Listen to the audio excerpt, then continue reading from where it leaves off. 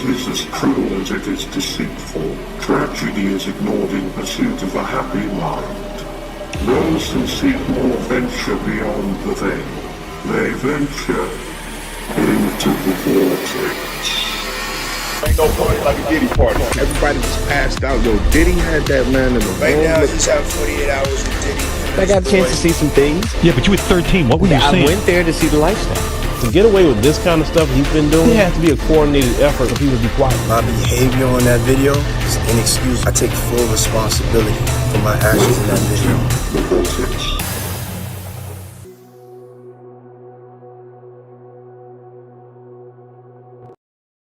On September 16th, P. Diddy, one of the music industry's most powerful and influential people, was arrested. He was arrested in a Manhattan hotel lobby for, according to prosecutors, a criminal organization that attempted to or engaged in sex trafficking, forced labor, arson, bribery. This morning, watch how federal agents took Sean Diddy Combs into custody. They placed Combs under arrest and lead him out the front door in handcuffs. Diddy's lawyer, Mark Agnifilo, responded to these allegations by saying in a statement, "He is an imperfect person, but he is not a criminal. Please reserve your judgment until you have all the facts. These are the acts of an innocent man with nothing to hide, and he looks forward to clearing his name in court." We're going to fight this case with everything we have, as is he. Reserve your judgment until you have all the facts. Well, not to worry. In this video, we're covering absolutely everything we know about P. Diddy, whose real name is Sean Combs, his life and all the events leading up to his arrest, the music industry and Hollywood's most disturbing open secret.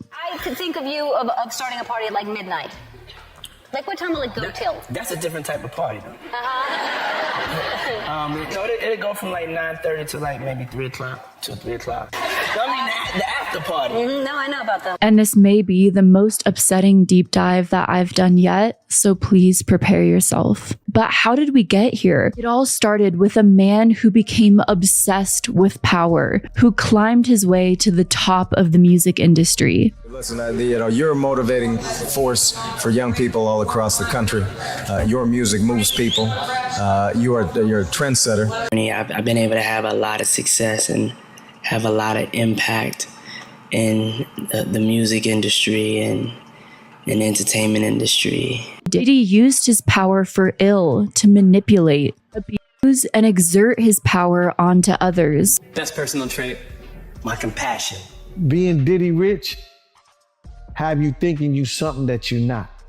Diddy roped others into his nasty web of abuse and lies, his circle of power, helping to create an insidious entertainment industry that seemingly thrives on lies, secrets, blackmail, and other horrific acts that most people would be absolutely horrified to know about. How deep does the story of Diddy go? And most importantly, how much influence did Sean Combs have on the music industry? And why do you think his friends aren't coming forward to defend him?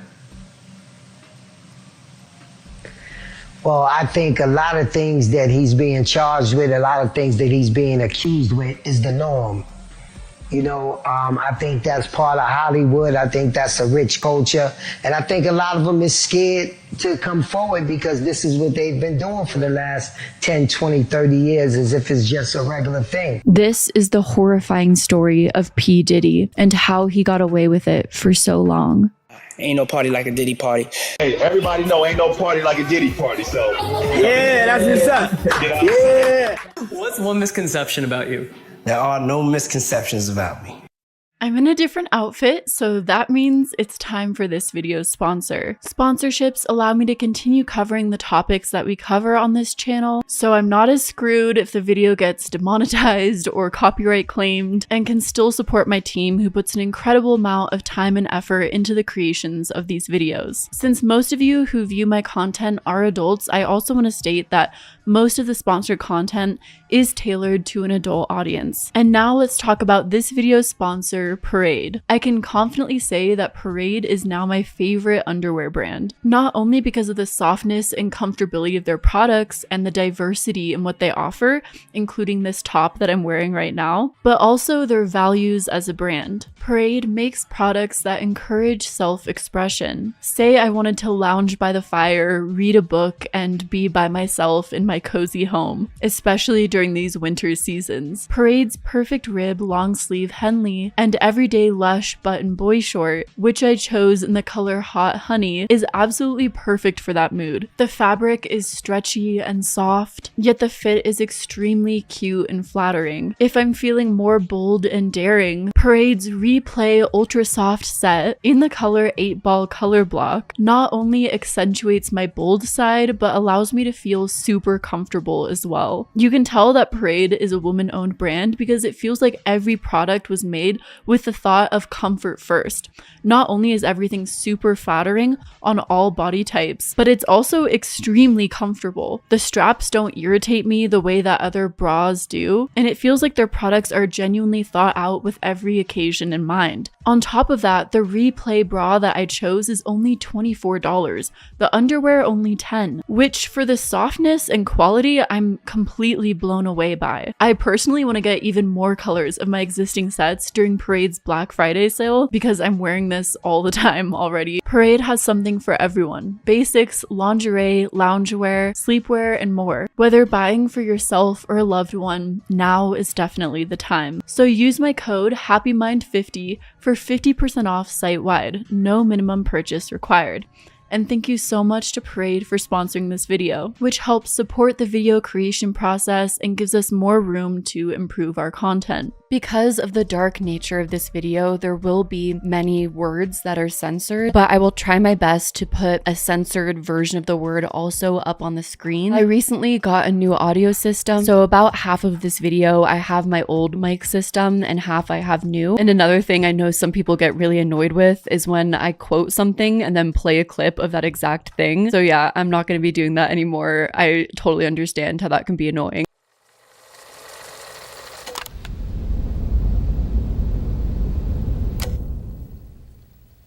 Diddy's early life started out at a very different position than where he ended up later in life.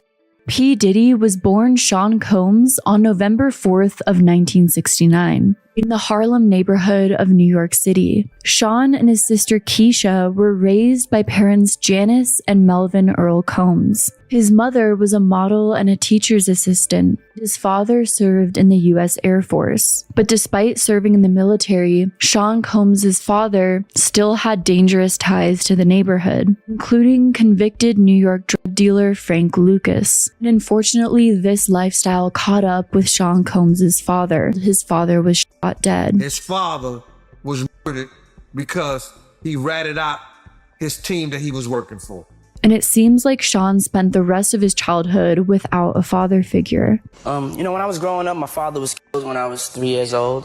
He was in the streets. But when you grow up and you don't have a father there, it kind of creates what your destiny is going to be if your mother lets it be that way. My mother, she didn't let it be that way. And I was raised by two strong, beautiful, incredible women. Growing up in a single-parent household, Sean received a lot of guidance through religion. What's your biggest strength? Before we dive deep into this case, I need you to understand something crucial. This isn't just about one man's depravity. This is about an entire industry that looked the other way. For decades. When you see those glamorous photos of white parties, when you hear about celebrity after celebrity attending these events, ask yourself, how many people knew? How many people saw something wrong and stayed silent because their careers, their connections, their livelihoods depended on it? My belief in God.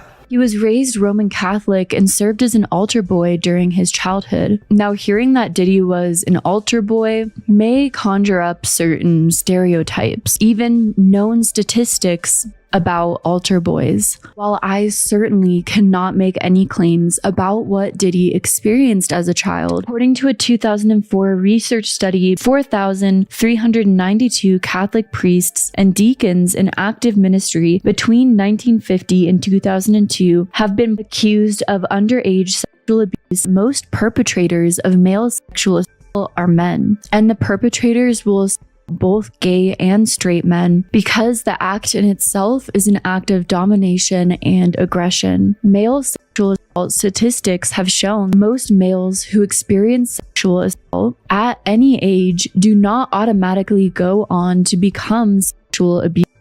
This, in my opinion, is the most important thing to know, as it's important to show that no matter what may have happened to Diddy or what could have happened in his childhood, nothing excuses the abuse that Diddy would go on to inflict onto others through the numerous allegations that people have reported. Sean Combs developed clear exhibits of anger issues, so he was given the nickname Puffy, which would follow him around for most of his life. Whenever I got mad as a kid, I used to always huff and puff, Sean Combs told Jet magazine. I had a bad temper. That's why my friends started calling me Puffy. How do I address you? You can call me Love. And you've referred to yourself differently over the years, so I gotta ask you, why so many name changes? It depends on my mood, my vibe. And Puff, where did that come from? I can't tell you that. Takes a guy that once name was Puffy. After every tragedy he had in his life, he had to change his name. Once Diddy was 12 years old, his family moved out of Harlem into a different neighborhood in New York called Mount Vernon, New York. In an interview with Oprah, Diddy talked about moving away from Harlem. Until I was 12, I lived in Harlem. Then we moved to Mount Vernon, New York. That was Mom's way of getting us out of the inner city after my father was killed. But my grandmother lived in Harlem, so I went back and forth. Yeah, just one of the things for the record, I was raised in Harlem. I grew up in Mount Vernon a little bit, but I always hung out in Harlem. Sean Combs, through his passion for football, found a way to channel his puffy nature. Combs attended Mount St. Michael Academy, an all-boys Roman Catholic high school. He played football for the academy, and his team won the division title for his junior year. While researching this video, I was very curious about Diddy's time at Miriam Catholic High School and his time being an altar boy, especially due to the Catholic Church's immense history and all the connotations that come along with that. So we ended up finding out that priests at the school that Sean Combs went to were accused of sexual misconduct. New York Times wrote about this misconduct. A Roman Catholic priest and a Marist brother are facing charges involving sexual abuse of students at a parochial preparatory school in the Bronx. This indictment of these people involved with the church began in July of 1987 due to complaints of multiple teachers at the school of Mount St. Michael Academy, and the school's large campus borders on the Mount Vernon city line. One of the men convicted was Reverend Bernard Lynch, a former campus chaplain. Lynch was indicted on 2 counts of third-degree sexual abuse and 1 count of endangering the welfare of a child. And Brother Timothy Brady, the acting principal when the indictments occurred, was charged with 1 count each of third-degree sexual abuse and endangering the welfare of a child. But the most bizarre thing of all regarding this case is Bernard Lynch's attorney said that it was the boy who made a pass at Lynch, and the priest was found not guilty. I do just think that the connection is very interesting and worth making note of. Sean Combs also pursued dance and appeared as a background dancer for music videos for various artists and musicians. At this time, it appears that Sean was still a minor, but was dancing in the background for all of these artists and musicians. Again, children in the entertainment industry, there's a lot of connotations that come with that, but also, while Sean was doing this, he was getting an inside look at the industry. And while at rehearsals for some of these gigs, Sean Combs experienced the behind-the-scenes process for how music videos were put together. While some of the other kids were hyper-focused on the musicians, the artists, the stars, Sean began to take notice of their managers, people that he believed actually had all the power and controlled everything. I one day got chosen to be in a music video because I was dancing in the clubs, and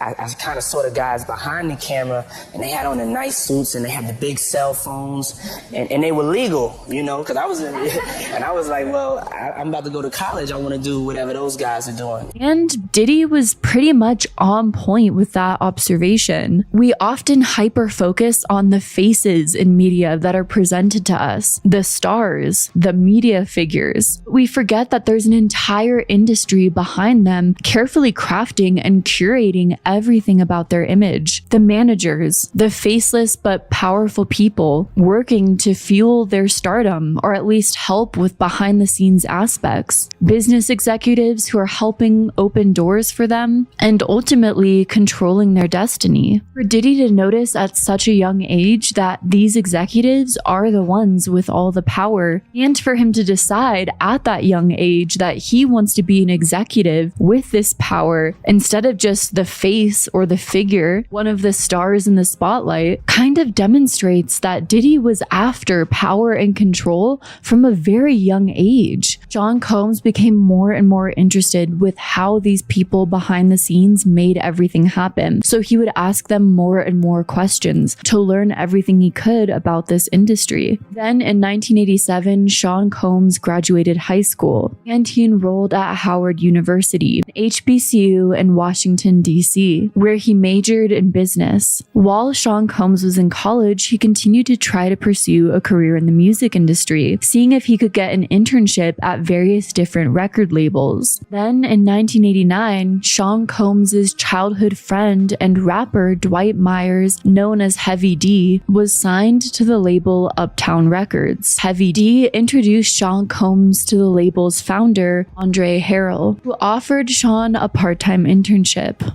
I know that you was an intern. Andre Harrell said, you know, if you could go to LA and sign Christopher, nobody could really get him to sign a contract, you know, I'll give you a job. So I went and I met with Chris and I went and bought him a Porsche and I mean, I think he was trying to mind fuck me, but I don't think he really realized that I also knew the art of mind fucking. And so I got him to sign a contract and I got the job. That's what's up. That's what's up. He would work 2 days out of the week so he could get an education and work his dream job at a record label. And because of his new job, he now had to travel back and forth between New York and Washington, D.C. Sean was interning at the A&R department for Uptown Records for a year, traveling back and forth from New York City to Washington, D.C. so he could continue school at the same time when a new position opened up for A&R director at Uptown Records. And then I was about to go back to school and I was interning. I was in the A&R department. That stands for Artists and Repertoire. We put the records together, pick the producers, sit down and shape the vision with the artists. Andre Harrell, who's the owner of Uptown, where I was interning at, was about to choose a new A&R director, so I took him out to lunch. Sean Combs had clearly decided that this was the career path for him, and he withdrew from Howard University so that he could work full-time at Uptown Records. And so I took Andre out to lunch and I asked him, I said, you're making music for young people. I am the demographic. I'm the person that you're making music for. Nobody, every time you want to know information about a record, you'll come play it for me. Just give me the chance, give me the opportunity, give me a trial period to do this. And, you know, the first couple of records that I worked on sold millions of records. According to Sean, his boss Harrell was receiving a lot of scrutiny for hiring such a young and kind of unqualified kid. He had got a lot of flack because he was the first one to really start putting young people in a power position in the music industry. So he got a lot of flack because most of the A&R people back then was like, 25, 26, or even 30, 40. Harrell claimed to believe in the youth and most of all Sean Combs, who did quickly start to excel in his position and helped Uptown Records develop and popularize hip-hop and R&B. Though it seems now that more information has come out, this period in Sean Combs' life was not simply just him being a scholar or excelling in the music industry, as the story may have initially been sold to the public. May 29th, 2024, the Rolling Stone published an article detailing Diddy's behavior throughout college. Howard, thanks for just always being a support system for me. Shout out to everybody in all of the black schools across America. It's a family type of vibe that has helped me to become the man I am today. The article talked about how Sean Combs arrived at the esteemed college in the fall of 1987 and quickly earned a reputation for throwing legendary and rowdy parties. While some alums remember Combs for his once-in-a-lifetime bashes and over-the-top flamboyant personality, others recall fits of rage, acts of unwanted touching, and public violence. One of the former students claimed that Sean Combs would turn up to his girlfriend's English class to try and get her to ditch the lesson. The student who sat next to the woman in class said that she would tense up when Combs arrived. Her energy shifted. He just had a weird control thing. I felt like she was fearful. Another classmate said that she kept as far away from Combs as possible after he caressed her back, then asked if she'd be willing to meet one of his friends. Another former student remembers Sean Combs flying off the handle after she questioned him for cutting in line at the school cafeteria. Sean's partner and peers likely avoided reporting him because they feared retaliation. He was unstable and completely unpredictable, exerting a troubling level of control over others at such a young age. Sean Combs was also popular within the community, gaining connections to high-profile individuals within the music industry, so it's possible that his victims might not have trusted the legal system to protect them. He made a $1 million donation to the school. 7 News caught up with Diddy after the performance to talk about the significance of this weekend. This school has given me so much. I feel it's not just one of, I feel like it's the most important black educational institution ever. And so we as alumni have to keep pouring our seed back into it, keep on investing back in the home. And so, I'm blessed to be able to do it.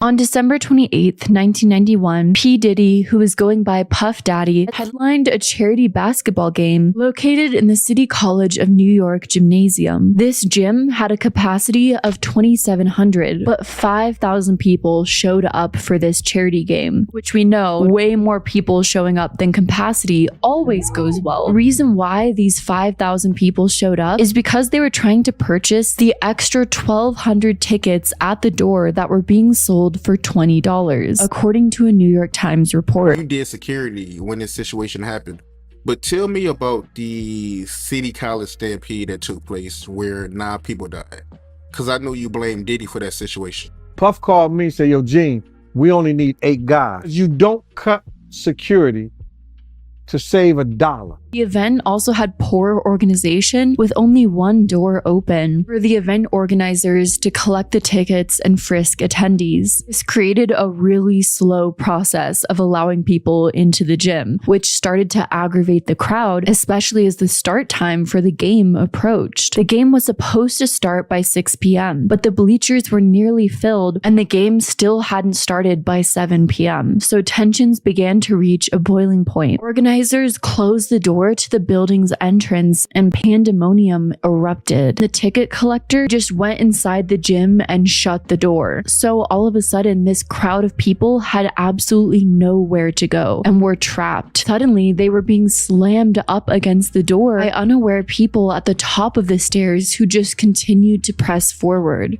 Mourning the loss of, now I'll quote, young, strong, powerful, precious African lives. Lives taken not by enemies, not by flawed security, but by us who didn't look out for each other, by us who didn't think about the African lives at the bottom of the stairs.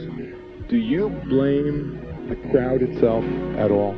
Injured people were scattered on the bottom of the stairwell and being trampled on. According to the Washington Post, it took an agonizing 15 minutes before anyone realized what was going on. And during this time, the game was in full swing. The doors to the gym finally opened. Those inside said people were packed up against the walls and pressed in like sardines. An announcement came over the intercom that said that 3 people had now died and the game was now over, instructing people to leave the area, which just triggered another stampede as people rushed to leave the gym. I'm sure freaked out about everything that was happening. People were just pushing down other people. People on the bottom were getting trampled. People jumped off the bleachers and crushed them. 9 people were crushed to death at the bottom of the staircase, and 29 people were injured. It does not take an Einstein to know that young people attending a rap concert camouflaged as a charity basketball game, who have paid as much as $20 a ticket, would not be very happy and easy to control if they were unable to gain admission to the event because it was oversold. State Judge Louis C. Benza wrote in a 1999 decision that ruled that Sean Combs was partially responsible and could be held liable in a civil suit. In this particular case, greed and gain were major issues in the loss of those 9 lives. Sean Combs has addressed his culpability for the Harlem Stampede in 1998. City College is something I deal with every day of my life, but the things that I deal with can in no way measure up to the pain the families deal with. I just pray for the families and pray for the children who lost their lives every day. A documentary titled No Way Out was produced by one of the victims, Dirk Swain's younger brother. My brother Dirk died at the Heavy D Puff Daddy celebrity basketball game. From that day on, part of me died. Sean Combs found a home at Uptown Records under the guidance of founder Andre Harrell. For Jodeci tonight, Mary J. Blige, and Father MC. And all put together by Protege. Yes, Puffy. At Uptown Records, Sean Combs developed talent like Mary J. Blige. I started working with different rappers like Father MC. And then on his album, I put Mary J. Blige and Jodeci on the album. And the singles that they sang on and rapped on had went gold, so that was good. In an interview with People, Mary J. Blige talks about Puff. He wanted all of this for me more than I wanted it myself. He was such a good thing for me because I needed what he had, to be excited to be seen, to have the lights on him. But it took some years to grow into that. Because of all of his early successes at such a young age at Uptown Records, Sean Combs described himself as a wonder kid at Uptown. People keep calling me a wonderkind. I don't even know what that means. I mean, I know what it means. It means very successful for your age. So I guess it makes sense. In an interview, when talking about his early success at Uptown, he said, "The first record I produced sold 2 million copies, and I'd only produced it because the producer didn't show up. My talent is definitely a gift. I don't understand where it comes from. I don't play an instrument, and I never went to school for music production, but I know exactly how a song should sound and how to give an artist direction." When in your career did it change from people like maybe doubting you and saying that you couldn't do it to the point where whatever you do, you have to be like so, perfect at it or as close to perfect as possible, where people have all these high expectations? Like, when did that change for you? Like, where? I think it changed. Like when I sold 10 million records, people just started acting different. So the expectations were higher. However, in July of 2013, Sean Combs was fired from Uptown because of his growing ego and his desire for power. Discovered Sean Combs. You made him your A&R man at Uptown. You fired him. Even when I let Puff go, for the whole time he was let go, he was always on payroll. I never stopped paying him until he found his next spot.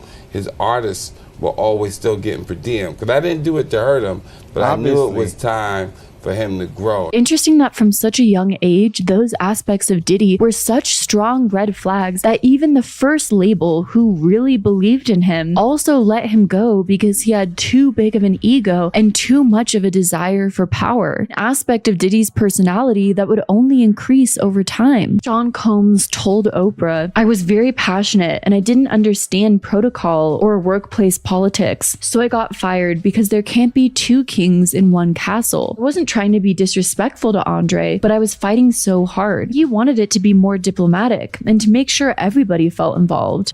I started really getting caught up in my success. Started getting a little too big for my britches. And, you know, I was in a castle that already had a king. And I was really, you know, I was running around with the crown on, butt naked. You know, I'm just going, you know, you gotta understand, I'm like 22 years old. I'm a vice president. I'm the hottest, youngest thing in me. There's nobody young African-American in the music industry selling these numbers of records. You know, I'm hanging out of limos, naked. I'm really going crazy. And, you know, I get fired. Getting fired was one of the best things that could have happened to me. Not a wake-up call, not a sign that he should maybe chill. No, getting fired was one of the best things that could have happened for Diddy. After Diddy was fired from Uptown Records, he utilized all the business lessons that Andre Harrell taught him. He could go on to create his own successful independent record label. There can't be two kings in one castle, so Sean Combs decided to build his own castle.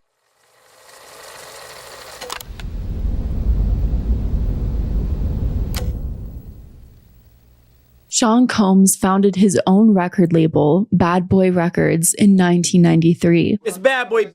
I am Diddy. Now, as a record label owner, Sean could shape the artistic direction of his own label. Sean had all the control in his own hands. Bad Boy Entertainment. I named it Bad Boy because I wanted to go against the grain. Anytime you go against the grain, they consider you like kind of bad. What is a bad boy? Why did he choose that name? Could be bad business, bad friendships, bad blood, all of that kind of bad stuff. You know what I'm saying? Bad boy. Sean could sign whatever artists he wanted and do whatever he wanted with them. Blah, blah, blah. Come on, people, keep up, keep up, keep up. Oh, who's this? No. Who's this? Who's this? Who's this? Say what's up to the people. Hi, people. Say what's up to the people. The label quickly became one of the most successful and influential in hip-hop and R&B. Sean Combs has turned his company, Bad Boy Entertainment, into an empire. Bad Boy Records developed a really strong brand identity as well, identifying with the glamorous lifestyle associated with the hip-hop industry. The label's brand emphasized luxury and sophistication, from album covers to music videos, aka, in my opinion, the brand became all about power and showcasing how much power they had. Though Sean Combs had a thirst for power and control at a very young age, where did he learn all of the extremely dark tactics that he began to deploy later down the line? One name that's been continually conjured up alongside this conversation is the name Clive Davis, mainly because Clive Davis was a huge initial contributor in the success of Bad Boy Records. Clive Davis was also known to be Sean Combs's mentor, and in 1994, Sean Puffy Combs and Clive Davis entered a 50-50 joint venture that resulted in the creation of Bad Boy Records, aka Clive Davis was the initial investor of Bad Boy Records. I also wanted to note at this time, because the name L.A. Reid will come up a lot in this video. Remember when the name L.A. Reid comes up. Clive Davis also worked with L.A. Reid in a similar capacity. Clive made an agreement with L.A. Reid and Babyface, and the three of them formed LaFace Records in 1989. So all of these producers and executives that have been named in reports which claim that they've participated in disturbing activities, which we'll talk about later in this video, are all connected like a web or a family tree. And at the very top of this hierarchy is the patriarch Clive Davis. Alongside LaFace Records, Bad Boy became the most popular hip-hop and R&B label throughout the 90s, with a shelf full of Grammys, Soul Train, and other industry awards. In its first 3 years, Bad Boy amassed more than 12 million album sales, including 5 RIAA multiple platinum titles and 10 RIAA gold. Clive Davis also came out as a bisexual man. When the marriage failed in the mid-'80s, I opened myself up to the possibility that I could have a relationship with a man. You're in a relationship with a man right now. Do Right. you think do you hope that bisexuality will be better understood as a result of your honesty? I honestly do have that hope. And Clive first revealed his sexuality in his autobiography, The Soundtrack of My Life. While this revelation and vulnerability on the part of Clive Davis is very brave, after much of the recent news that has surfaced surrounding Diddy, many people began to speculate on the true nature of the relationship between Sean Combs and Clive Davis. Clive Davis is often very vague about his relationships, which everyone has a right to do, and he's also vague about whether or not he's had a relationship with a man in the music industry. For 13 years, you had a relationship with a doctor, a male doctor. That's right. Right. And then you met someone else, and... Well, I dated. I dated a few women and a few men, and I met a man that I'm currently in a relationship with. The two have been together for 7 years, but Davis says he doesn't name him in the book out of respect for his privacy. Does he go to the Grammy party? I mean, is he part of your life in a full way? Oh, very much. I mean, he doesn't. Sure he does. Sure he does. Yeah, and if I go with my family take a boat, as we do every year, he goes with, I don't necessarily believe that baseless speculation is healthy, especially in a case like Sean Combs, where it can muddy the water on what is true and what is not. But rapper Suge Knight has come forward with his own allegations that Clive Davis and Sean Combs were in a relationship. Clive Davis called me, and him and Puffy is real tight, and loved her. So I thought he was talking like they got love for each other. All right, he said, yeah, they all love it. Now, a lot of people who used to once be involved in Diddy's close circle or within the music industry are now coming forward in video interviews making a lot of claims about Diddy. While I may feature some of those in this video, I want to reiterate that I am not necessarily saying that I agree with their statement, and also it may be healthy to take some of these claims with a grain of salt. I also want to reiterate to not believe every single thing that you hear about the Diddy case, because there has been a lot of misinformation being spread. Regardless of the extent of the personal relationship between Sean Combs and Clive Davis, I think it's important to note the way Clive Davis acted after all of the allegations came out about Diddy. Clive Davis still invited Sean Combs to his pre-Grammy party, even when Sean Combs was facing backlash for allegations. A source familiar with the guest list told Page 6, Puffy is permanently invited to the party. He's always on the list. Power, money, influence, and most of all, continued silence. You were a major influence on his career. Have you spoken to Sean Combs?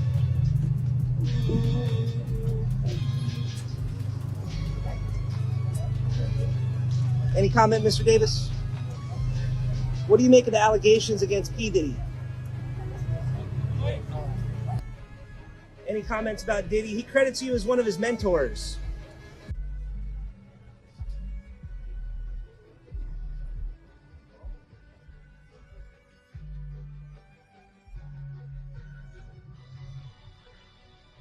Regardless of the extent of the relationship between Sean Combs and Clive Davis, Sean Combs would have never been able to build Bad Boy Records into the powerhouse of the record label it became without the help of someone like Clive Davis. And with all the money and success that he gained and more power, Diddy made sure to show it off, continuing to showcase his power, signing the most popular hip-hop and R&B artists. Showing off was the cornerstone of Bad Boy Records because it communicated that they had power and they weren't afraid to show it. All this power that Diddy had worked his entire life to accumulate, he now had enough connections, money, fame, and industry credit to showcase it. And boy, did he showcase it. At this stage of his life, Diddy was always seen dressed in expensive clothing and tailored suits. Multiple revenue streams from the record label, album sales, streaming royalties, licensing deals, merchandise sales, concert tickets, all collectively made Sean Combs one of the richest men in the music industry. Bad Boy Records played a substantial role in shaping the cultural landscape of the hip-hop and R&B music industry in the late 1990s. Still, Sean Combs' dark personality was an undercurrent throughout all of this. In an article published by Rolling Stone, co-founder and former president of Bad Boy recalled jealous uptown executives referring to Sean Combs as Satan and flipping him off as they walked by his offices in the uptown building. And Bad Boy sources say that Sean Combs was very difficult to work for. Employees who wanted to stick around had to learn how to speak Puffy. American gangster. You see it. Check this out. People, life could be worse. Life could be worse. Think about it. It could be worse. All right? Sean Combs often yelled to get his point across and then fired employees on a whim. Working for Diddy for 6 years trained me to have to be perfect. Working for Diddy? Absolutely. He's a good guy. Is he a good guy?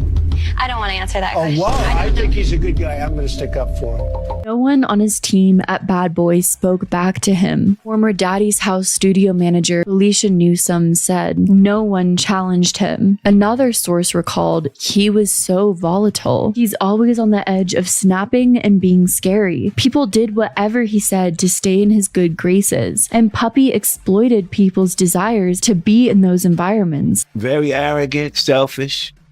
All of those kind of things that you don't like, you don't never see in a true friend or a grown man. And to share maybe a not so amazing moment that you remember about Diddy. Him signing me.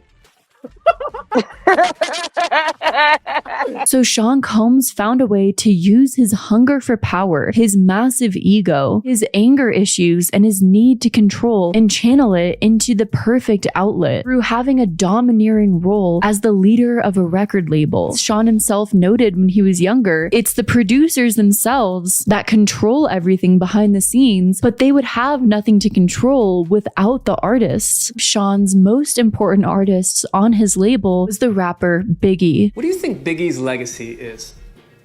Biggie's legacy is that he is the greatest of all time. One of the label's most important MVP artists, Biggie played a central role in shaping the label's sound and image. Discover a guy named Christopher Wallace? Yes. AKA Biggie.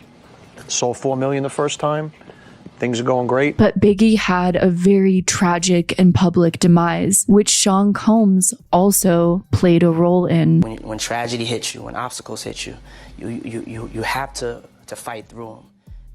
Biggie's demise can be traced all the way back to the East Coast-West Coast rivalry, a highly publicized feud that dominated the hip-hop landscape in the 1990s, which pitted artists, record labels, and fans from the East Coast, mainly New York City, against those from the West Coast, mainly Los Angeles. The rival was most notoriously fueled by hip-hop artist Tupac Shakur and his label Death Row Records, Biggie Smalls, and their label Bad Boy Records. Tupac was a valued member of the music industry in the Black community, influencing millions for decades and generations, even after his death. Tupac Shakur was born in East Harlem in New York City. His childhood was marked by instability and hardship. Then, in 1986, Tupac moved to Baltimore, Maryland, where he went to the Baltimore School for the Arts. It wouldn't work because I was too nice. That was the ultimate stab in the back. So I went through a week of just going, forget it, I'm just going to be like them. And then in 1988, Tupac's family moved to Marin City, California, and he began experimenting with hip-hop and recording music under the name MC New York. Tupac met Lila Steinberg through poetry. Here's what strikes me most about Diddy's rise to power. Everyone saw the red flags. His former boss literally said, "There can't be two kings in one castle." Employees called him Satan. People witnessed his violent temper, his need for control, his manipulation. But what did the industry do? They gave him more power, more money, more access. Classes. We need a rapper that is about social justice. One day, LaWanda, who was one of the art group members, said there was a kid that just came from Baltimore. And he was it. She got him signed to Atron Gregory, who was a manager of the rap group Digital Underground. And Tupac joined the group Digital Underground as a backup dancer turned rapper, which eventually led to his solo career. Then Tupac met Biggie Smalls for the first time on the set of Poetic Justice, in the early 1990s. In a later interview, Biggie recalled meeting Tupac saying, "I always thought it was like a Gemini thing. We just clicked off the top and were cool ever since. since. It's sad to think that in another reality, Biggie and Tupac could have possibly been really good friends, if not for influences around them. Biggie Smalls' background had many parallels to Tupac's. He was born in the Brooklyn borough of New York City as Christopher Wallace. He was raised by a single mother, and his early life was marked by financial difficulty. We was broke. My clique was broke. It's so hard growing up in the hood, Joe. You know, people don't really understand. How was it in Brooklyn? It's hard. Sardines for dinner. Black and white TVs. He attended Queen of All Saints Middle School, where he was known to be a bright student who enjoyed English. By the time Biggie reached high school, his interests quickly changed. I just being in a situation where my mom's working, going to school, just leaving me open to dip and dab into different things, you know what I'm saying? It just left me kind of stuck. My mentality was more on some getting paper, not caring about nothing else. In his teens, Biggie was rapping on street corners and performing with local groups. He turned his full attention to music and created a demo tape under the name Biggie Smalls, after a character in the 1975 film Let's Do It Again. Biggie Smalls.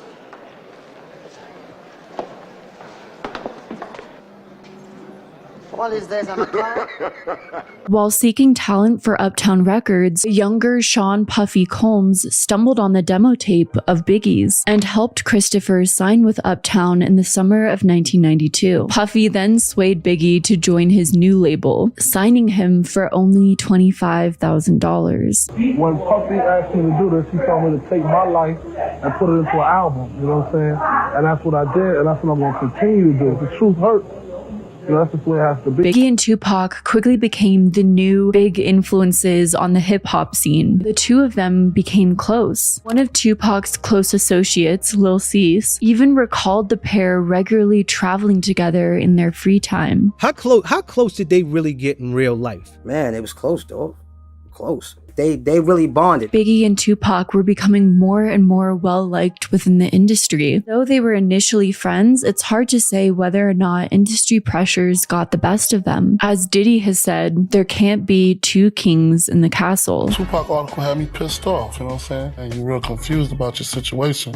So it'll cause you to say things that you really don't mean. In November of 1994, Tupac arrived at a recording studio in Manhattan. Biggie and Sean Combs were already at this recording studio working on music. Tupac and his crew reached the elevator. They were approached by 3 gunmen, which resulted in him being shot 5 times and robbed of $40,000 worth of jewelry. Tupac believed that Biggie and Sean Combs, who were at the studio, were responsible.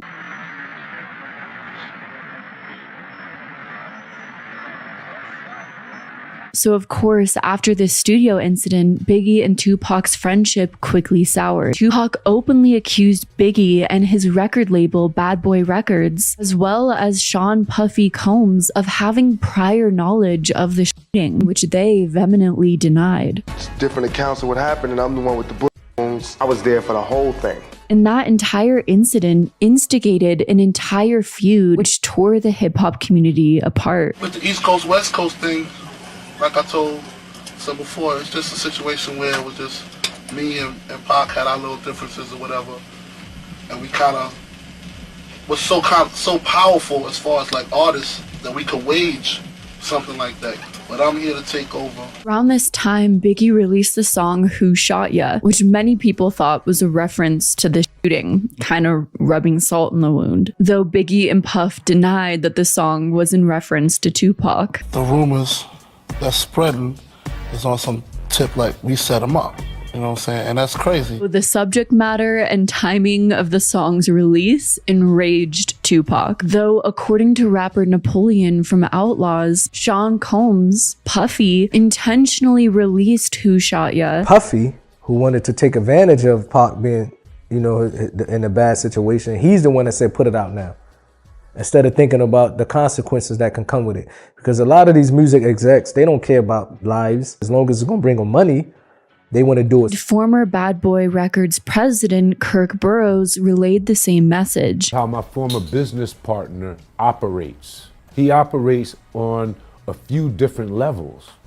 One level, the masses will understand. Then there's a higher level principalities and power bases. But the decision to release this song started a butterfly effect that heightened the infamous East Coast versus West Coast rivalry. Maybe it was done for marketing reasons and to promote all of the music that was being made, but it ended up having real life consequences. I kind of realized how powerful Tupac and I was.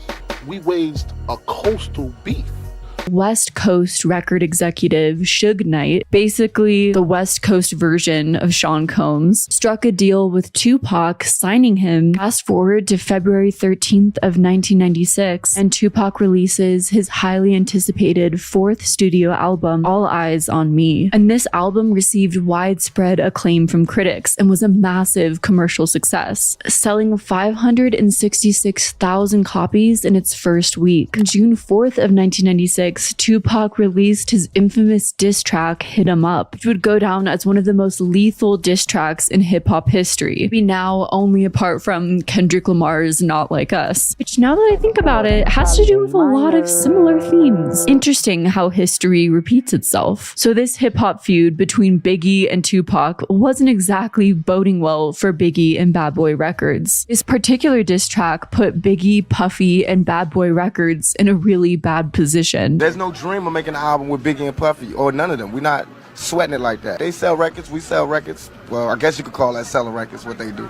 We sell large amounts of records, and they sell a few records. And the East Coast, West Coast thing is something that the journalists and people are making that. According to Sean Combs' bodyguard, Gene Deal, Puffy wanted the feud to stop. He said, yo, Gene, I got 126 employees, and these people depend on me for their livelihoods. He said, I'm a businessman.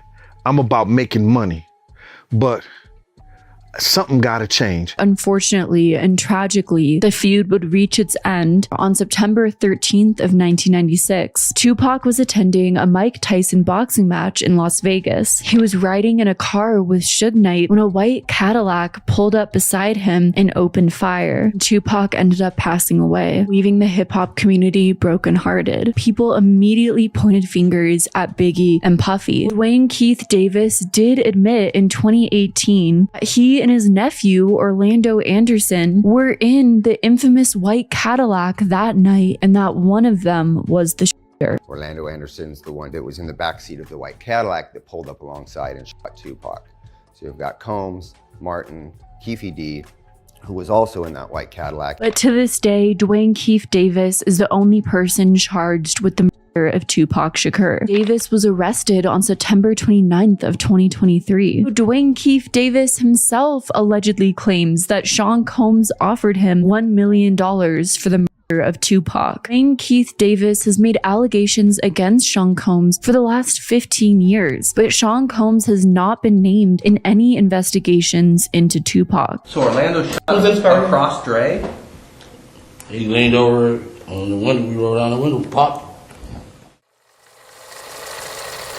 After leaving the 1997 Soul Train Awards, Biggie was riding in the front seat of a Chevrolet Suburban SUV, with his entourage following closely behind. As they were waiting at a red light, a dark Chevrolet Impala pulled up right beside them. An unknown assailant rolled down the window to the car and fired multiple shots at Biggie's car. Biggie was hit numerous times, sent to the hospital in critical condition, eventually passed away that night. Similar to Tupac, Biggie's death sent shockwaves through the hip-hop community. Despite still being an unsolved case, various theories have emerged. Diddy claimed that it was Biggie's choice to be in LA despite the East Coast-West Coast rivalry, but Bad Boy Records co-founder and former president Kirk Burroughs claimed that Biggie originally had planned to travel overseas to London at the time, but that Diddy had overruled those plans and even canceled Biggie's flight to record the album No Way Out, which Sean Combs released after Biggie's death. When the men in Diddy's car realized that someone was pointing a gun at Biggie, everyone turned around to see what was going on besides Diddy, who immediately ducked his head as if he knew what was going to happen and wanted to protect himself just in case. Only one person ducked, and that was Puff.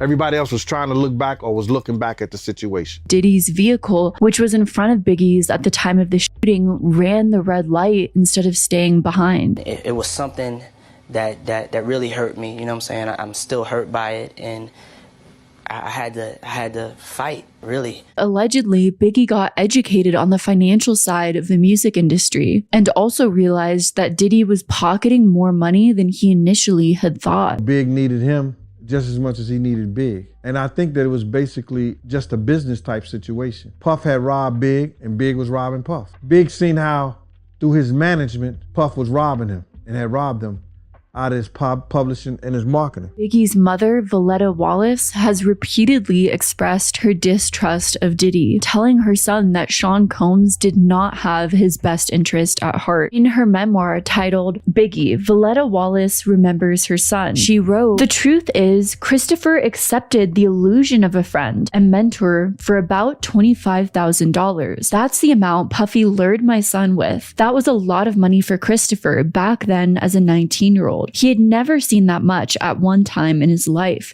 It was enough money to make my son believe that Puffy was ready to do anything for him." And in that same memoir, Valletta said that she was glad her son does not have to witness that the very people that he thought he could ride and die without wouldn't think twice about using his mother. "I'm glad he's not here to see how they have used his image and his name," citing how both Sean Combs and Lil' Kim have used Biggie's image after his death. So for us, it's always about the legacy, and it's always about assuring that we stay true to what he would do.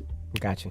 Close as we could. So much between Biggie and Tupac and Sean Puffy Combs's involvement is all alleged speculation. There are even more credible sources of the violence that he enacted within the music industry. In April of 1999, Sean Combs entered the office of rapper Nas's former manager Steve Stoute and attacked him. The attack was sparked by a dispute over Nas's latest music video, in which Sean Combs had a cameo. Sean Combs was having second thoughts over a scene in the music video that he helped conceive, that he thought of and put together, in which he was being crucified on a cross with a crown of thorns. Puffy got mad about the video when he was put on a cross. Columbia Records delivered the music video to MTV and it was posted at 1 p.m. on April 15th. As the music video was rolling, Steve Stoute said he got an irate call from Sean Combs, where he just screamed into the phone and then hung up. When the phone rang again and Steve Stoute answered it, it was an executive at Bad Boy telling him that Sean Combs was on his way and that he was angry. About 10 minutes later, security cam footage showed Sean Combs entering the 10th floor of Universal's headquarters. Steve Stoute claimed that Sean Combs walked up to his desk and without even saying a word,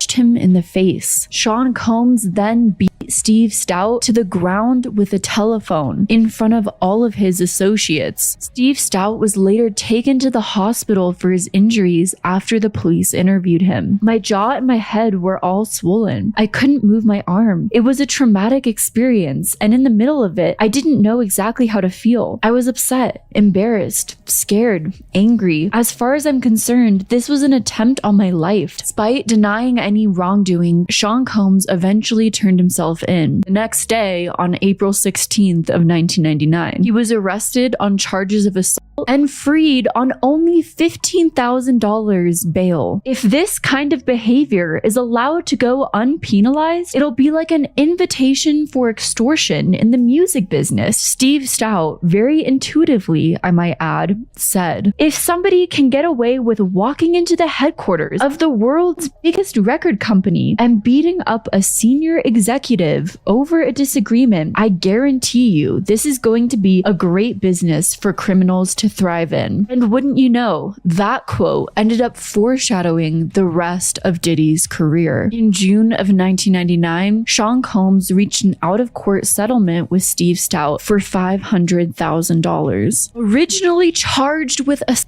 fault. Instead, Sean Combs just pled guilty to a charge of harassment. He was sentenced to spend 1 day in anger management. 1 day. Wow, the criminal justice system is really doing its work here to those with immense money, power, and influence. Do you think that 1 day in anger management really did its work on Sean Combs? Well, let's see about what ended up happening later on in his life and see if anger management really came into play.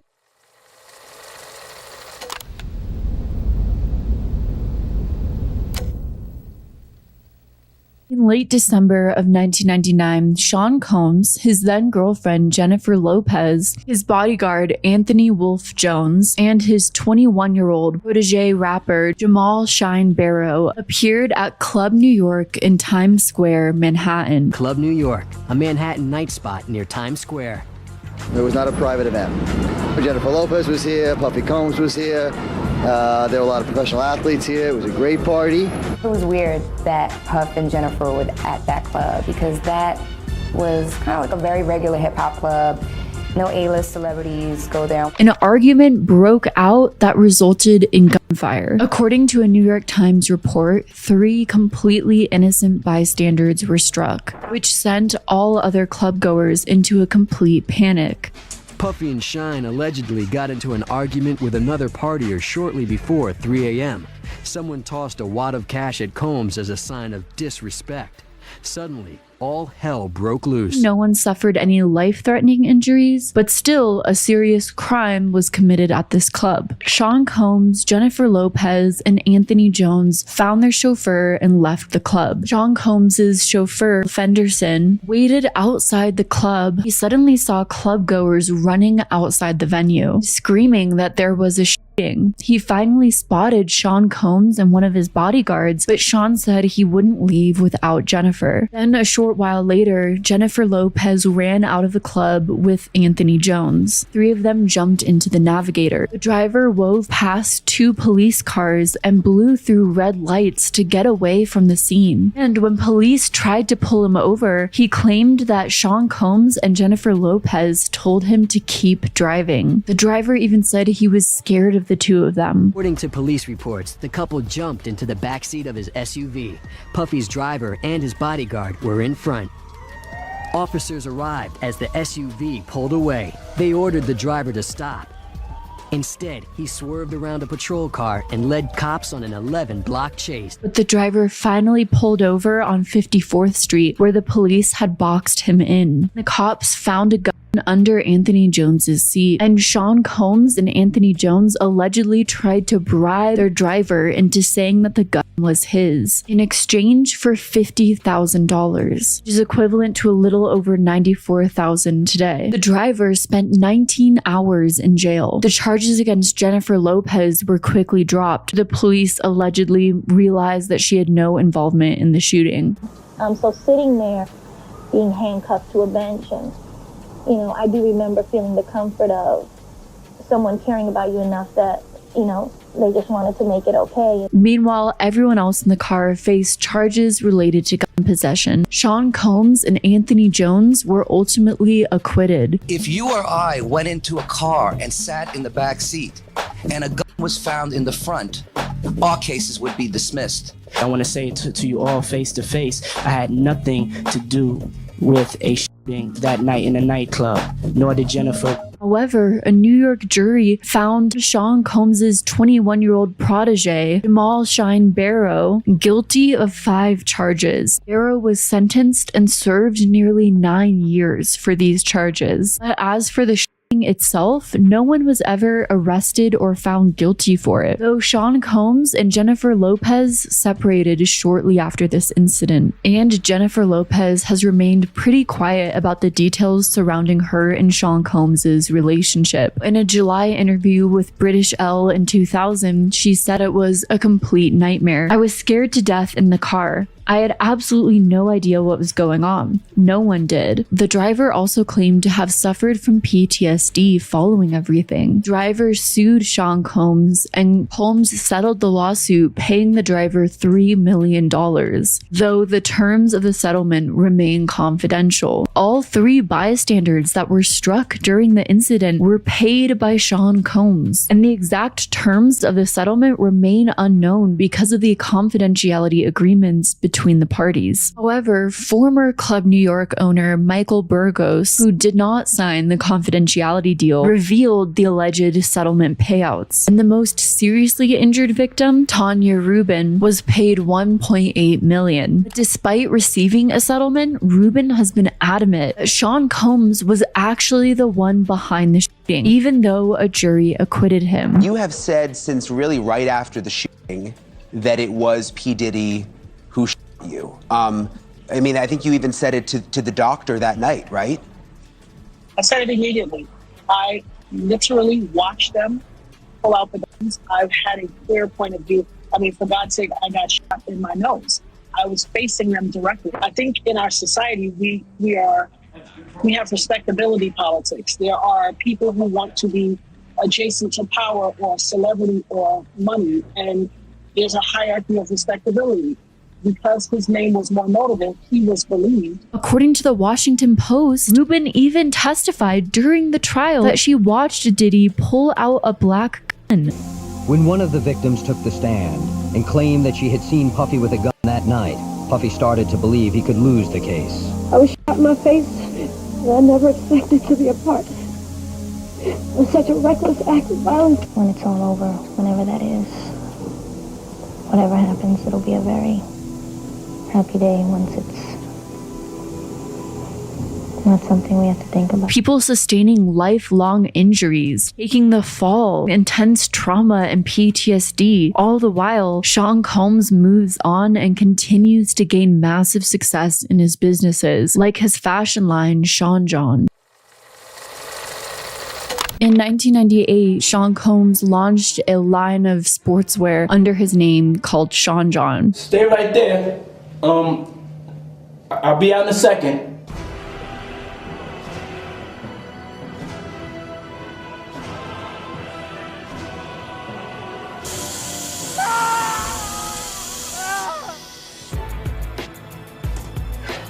That was close, y'all. Please do yourself a favor. Go to SeanJohn.com for your t-shirt cure. Or dial 877-55-BITCH-ASS immediately. I have never heard of or seen this line before, but apparently Sean John has gone on to receive critical and commercial success, with revenues exceeding $525 million annually. These days, his Sean John clothing line has sales of $500 million a year. So I know there's a lot of brothers out there that they just don't get the opportunity to walk on the runways of Milan. They don't get the opportunities to like get their chance to really show what they got. And that's what Sean John is about. It's about giving opportunities. We got a lot of good looking brothers out there. So if you feel you have what it takes to be the new face of Sean John, go to SeanJohn.com. Fill out all the information and upload your picture. I done seen all these other faces out there. I'm looking for you. What? How, if you've worn Sean John or have ever bought a Sean John clothing item, thoughts? Was it good? What am I missing here? Then in 2003, the National Labor Committee revealed that factories producing the Sean John clothing in Honduras were violating Honduran labor laws. A worker named Lida Eli Gonzalez came forward, claiming that Sean Combs used a sweatshop in Honduras to produce tens of thousands of items for his clothing line. Gonzalez also claimed that the managers yelled and cursed at the workers, forced them to work unpaid overtime, fired employees for being pregnant. In February of 2004, Charles Kernigan, the National Labor Committee, announced that improvements have been made at the factory, including adding air conditioning and water purification systems, which apparently weren't there before, which is just mind-blowing to think about. Working for hours on end, forced to work overtime, unpaid, with no AC and no water purification systems. Sean John is not Diddy's only company accused of treating its employees horribly. In 2010, Diddy was sued for age discrimination by one of his former employees at Bad Boy Records. 51-year-old music executive known as Mom or Auntie, Francesca Sparrow, sued Sean P. Diddy Combs for $12 million,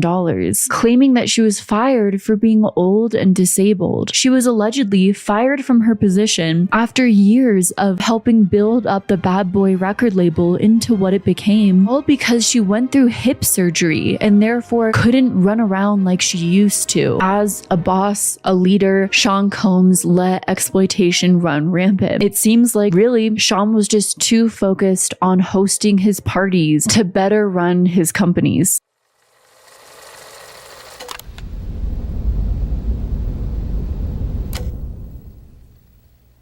Sean Combs has become widely known for his lavish, star-studded parties. Think of you of starting a party at like midnight. Like what time will it go till? That's a different type of party. And Sean P. Combs' history of hosting parties dates all the way back to his time attending Howard University. Back in college, he gained a reputation for hosting parties, and Sean Combs continued hosting parties as his celebrity status increased, shifting from the general public being invited to more exclusive parties featuring high-profile celebrities and socialites. Sean P. Combs' parties became known for their extravagance and exclusive guest list, attracting A-list celebrities from different industries like music, film, fashion, and sports. Welcome to Miami! Yes, the party has begun. If you're not on your way down here, get on your way down here. If you're on your way down here, I will be here waiting for you. I have a special party announcement. Okay? This Friday, I'll be having my second main event. This is for them underground motherfuckers that like it real dirty and like it hard. Pause. That was a crazy one. What am I doing? It's wild how many famous and well-known people have been to a Diddy party, and how often it was publicly talked about out in the open. Ain't no party like a Diddy party. There's a now famous photo of Diddy alongside his then girlfriend Jennifer Lopez and Aaliyah on a very large white bed, an oddly large white bed. Why would you ever need a bed that large white bed? All dressed in mostly white, though I believe Diddy's wearing a red top, at one of Diddy's infamous white parties that he was hosting on July 2nd in the year 2000. It's pretty odd, the giant white bed that Diddy had in his backyard.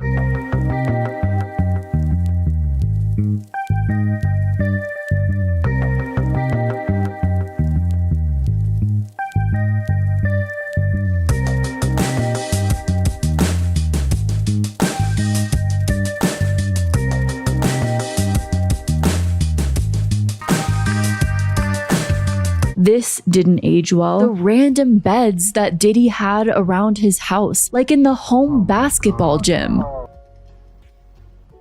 Man, we do not care about that 3. What about the beds? You don't find that strange?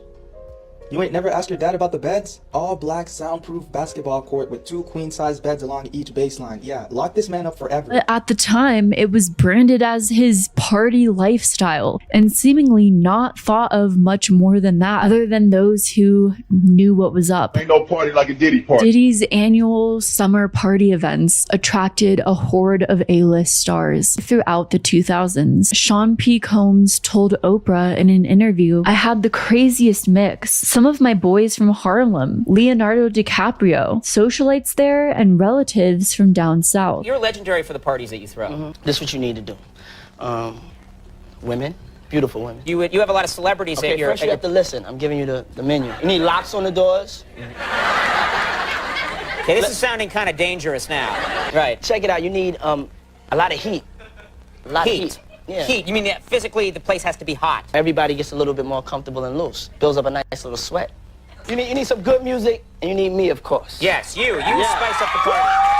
Sean Combs also said in a December 2017 Vogue interview that Leonardo DiCaprio is the #1 person on his invite list. Who's the person that's #1 on that invitation list? Leonardo DiCaprio. And I can get on that list, Yes, right? without a doubt, you are invited. That is so generous of you. Cheers to that. There's been numerous other photos of other notable celebrities from the early 2000s who appeared at Sean Combs' white parties. Of course, there's Sean Combs with Jennifer Lopez in the giant white bed, Sarah Jessica Parker, Jay-Z, Mariah Carey, Paris Hilton and Kim Kardashian, Khloe Kardashian, Ashton Kutcher, who even co-hosted a white party. There's now a viral clip of him being interviewed on Hot Ones and being asked about the Diddy white parties and being noticeably uncomfortable. Diddy party stories, man. That was like some weird memory lane. Wow, okay, I've got a lot I can't tell. So, I can't tell that one either. I mean, I'm like actually cycling through them. There's many other celebrities who have been to a Diddy party, but I'm sure you get the picture. You want to get Prince William and Prince Harry to a Diddy party? I don't think, not anymore. I mean, before, you know. Yeah, don't ruin our royal wedding for us. Trust me, they're off the list. Now they're off the list. But you know, before, when they were young bucks growing up and they were getting in a lot of trouble themselves. So hey, I was like, why don't you come hang out with me? There's even a video from Diddy's 1998 birthday bash, which features Oprah, Donald Trump, Ellen DeGeneres, who is also called Diddy Cuddle McSnuggle Stuff. Apparently, we don't need to know why. It'll go from like 9:30 to like maybe 3 o'clock, 3 o'clock. And then, you know, we have the top 2 floors of the hotel. You know? And then it will carry on there. Yeah. No, I mean the after party. No, I know. Chris Rock, Mariah Carey, Will Smith, Ben Stiller, Joan Rivers, Steven Tyler, and Tommy Hilfiger. A ton of other celebrities all saying you're invited to a P. Diddy party. You are cordially invited to celebrate the birth of P. Diddy. Sean P. Diddy, Puff, Pastry Combs. Puff the Magic Dragon. Puff. Puffy. I call Puffy Sean John. Got a lot of names, huh? Get some more names. HR Puff and Stuff. Sean P. Puff. Puffy please. Bad boy. He was on birthday boy, and it's like, Puff Daddy comes! My man, Puff. Big boy! The legendary Puff Daddy. I think I might have to pass on that one. Thank you very much. Although the last official white party on record occurred in LA in 2009, Diddy has continued hosting other lavish parties and celebrations throughout the years. Kids have like an hour left. So get extra comfortable, kids, because after that, y'all gotta go. It's a wrap for y'all, because this thing turns into something that when y'all get older, y'all don't want to come to. Okay? So, you know, let's just start to get our groove on a little bit. Then an hour, we put the kids away. It's all good. Hey, DJ, that's it. Sean Combs would often host his parties at upscale venues, like exclusive nightclubs, luxury hotels, private estates, or even his own homes. There was supposedly food prepared by top chefs and premium drinks and cocktails. And attendees at Diddy parties were supposedly treated like royalty with VIP amenities and services. For the next 53 seconds, we'll take an in-depth look inside Diddy parties. Diddy once threw a party on a jet flying around the world. Now, it started on a Tuesday and somehow ended on the previous Sunday. I don't know how he did that. Now that I'm engaged, I've decided to slow down a little. 3 Diddy parties a week. Maybe 4. Not including the weekends. It's hard to say which is more off the hook. A Diddy party or a Diddy after party. Or a Diddy after party, which is basically a pre-party for the next Diddy party. So a bunch of rich and very privileged people who want to feel like kings and queens lording over peasants for a night, I guess, and then doing other. According to The Atlantic, Sean Combs hosted his first official white party in the Hamptons. The house was all white, and so was the dress code. After the first white party, Sean Diddy Combs told Oprah Winfrey, "I wanted to strip away everyone's image and put us all in the same color and on the same level." It does seem like the white parties was made to be also a statement. A top executive for a Black-owned music label that represents predominantly Black artists tourists coming into the Hamptons, which is one of the richest communities in America, but is also predominantly white, is a statement in itself. Throwing a white party where everyone dresses in white, but it's a very rich, successful, and powerful black man throwing the experience. I understand the statement behind that. Unfortunately, these parties came with a lot of terror, assault, and horrific connotations that will always be intertwined. So whatever statement was attempted to be made is virtually null and void. A video of Sean Combs from 1999 came to light, in which he appears to predict that he would one day be arrested for his elaborate parties. Your parties are the hottest ticket around. They won't even give me a permit for the parties, man. They don't want me to throw the parties no more. But we ain't gonna stop. We gonna keep on having fun, bringing people together from all walks of life. You're gonna hear about my parties. They're gonna be shutting them down. They're gonna probably be arresting me, doing all types of crazy things just because we want to have a good time. There's a lot of people out there that feel intimidated by it. It ain't nothing but breaking down racial barriers, breaking down generation barriers. People from all walks of life. Ron Perlman talking to Jay-Z. Jay-Z talking to, you know what I'm saying?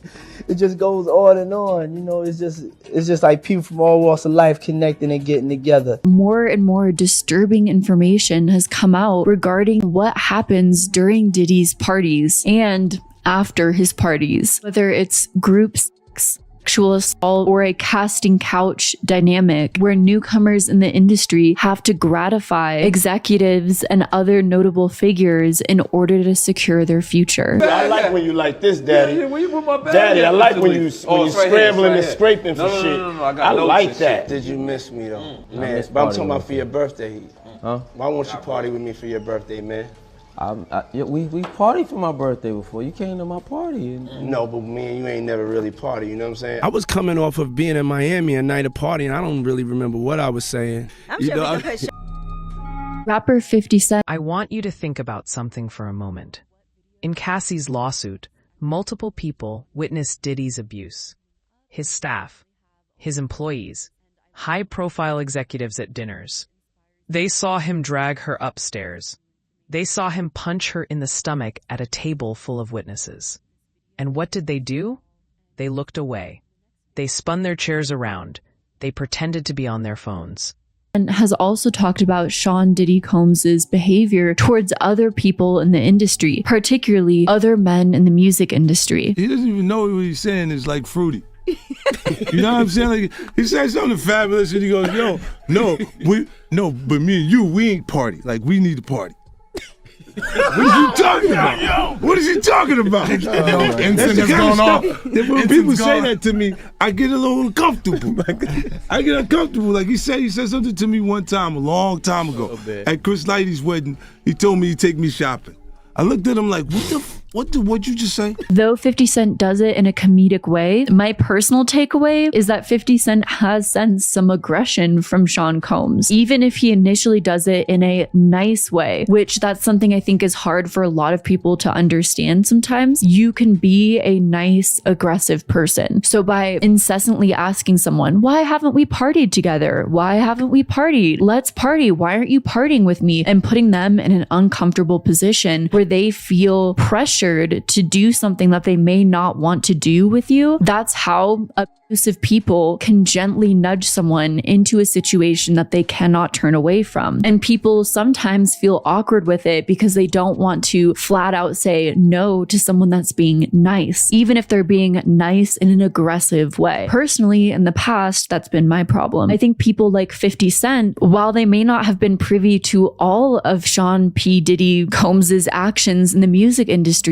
have picked up on little signs like this and felt uncomfortable with it. Felt like maybe something's off. Why are you aggressively asking someone to party with you? What's the reason behind that? What's going on there? That tactic is how users can work and operate. Abusers are focused on domination and control. When they go after somebody, it's not necessarily because of their sexuality, the victims, but it's because of domination, control, the act of the Following Diddy's appearance on Drink Champs, 50 Cent posted a picture onto Instagram in a hospital bed surrounded by stuffed animals with a text overlay that read, "Currently recovering from pettiness." This pettiness would come in 50 Cent's caption, which read, "Sorry, I can no longer help you guys. Soon you will all be gay and happy. You are all now left under leadership of Puff Daddy. Report to the nearest rainbow." While a lot of people have praised 50 Cent for consistently speaking out against P. Diddy, Sean Combs, my personal interpretation is that hyper-focusing on Sean Diddy Combs's sexuality, whether or not he's gay, whether or not there are any gay men in the hip-hop industry, which statistically, guess what? There probably are, who don't need to come out until they're ready. That being said, that's completely besides the point. By focusing on Sean Combs's sexuality or the sexuality of those involved in this story, it is completely distracting from the point, in my opinion. The point being the widespread abuse that has occurred within the music industry at the hands of Sean Diddy Combs and his empire. So while I think it's great that 50 Cent has spoken out, in comparison to the majority of celebrities who have remained completely silent on this, I also wish that he would focus more on that aspect and not so much on Diddy and others' sexuality. 50 Cent has also criticized the strange nature of Diddy's parties, expressed feeling uncomfortable with them, saying, "Look, if you're into that, you're into that. I'm fine with it. To each his own. I'm just saying,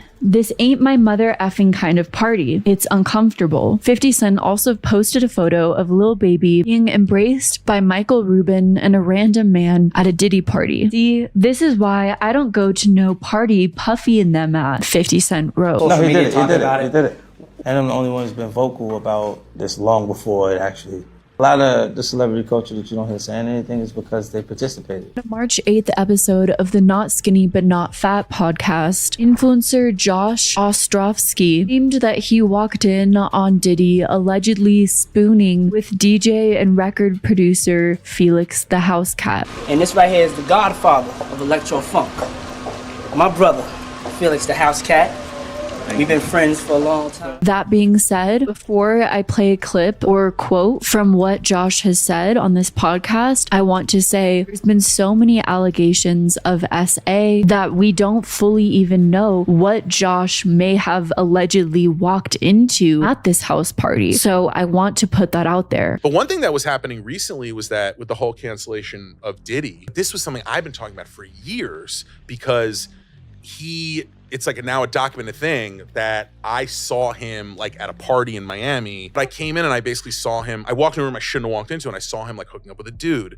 Basically, like full spooning situation. This guy, Felix the House Cat, who's like a producer. In 2015, Josh went on a podcast and told the same story. Diddy's team contacted him to get him to take down the claims. I then told the story on a podcast, and then his people called me and were like, "You need to say you were joking. Like, say you're a funny guy, and like you made it up for the views." And I was like, "But I did not." Josh also shared that he went on the Hot 97 morning show for a pre-recorded interview. The interviewer, Ebro Darden, refused to air it because of the Diddy allegations. And then I talked about it on Hot 97 and they wouldn't air it. And I told the story. And then afterwards he was like, I'm not going to run this interview. Kirk Burroughs, former president of Bad Boy Entertainment, that is until 1996, claimed years later in 2003 that Sean Combs had threatened him with a baseball bat to get him to sign over a 25% stake in the company. And Kirk Burroughs claims that he was wrongly fired as president of the company. What went wrong between you and Puffy? Because if I'm not mistaken, he made you give up your ownership in Bad Boy, right? And they had you in the room and they had bats and they made you give over your percentage? We were renegotiating Bad Boy. We were about to get a step up in the money. I had 25% of the company. I didn't want to give it up. So he came into my office one day unexpected, him and Kenny Marsalis. They had it planned out. Kenny had the briefcase with all the stock certificates in it. And Diddy had the bat. The lawsuit was tossed out by an appeals court. Sean Combs' lawyer said in a statement about the lawsuit, "This is a perfect example of how vulnerable celebrities are just so vulnerable. They're the most vulnerable population group there is. This is a perfect example of how vulnerable celebrities are to the filing of lawsuits that don't have any merit." Isn't that quite an ironic statement?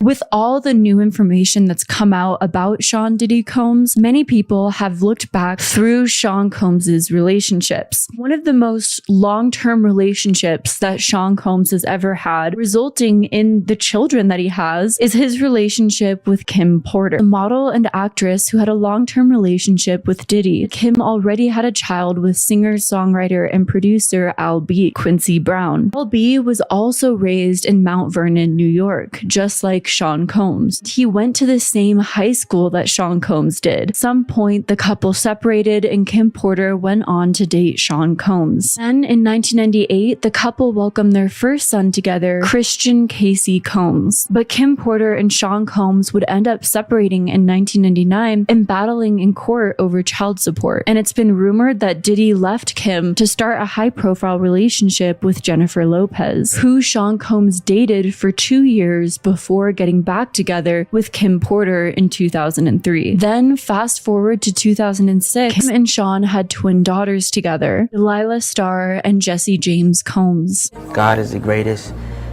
He blessed me and my girlfriend Kim in the world with 2 beautiful baby girls. However, during that time, Sean Diddy Combs was having an affair with his associate, Sarah Chapman, who got pregnant and gave birth to a daughter named Chance Combs in that same year. And in 2007, Kim and Diddy ended up separating for good. Kim Porter was pregnant with Diddy's twin daughters. And then Diddy had a daughter with Sarah Chapman. Yes. Who's actually Tupac's ex. Right.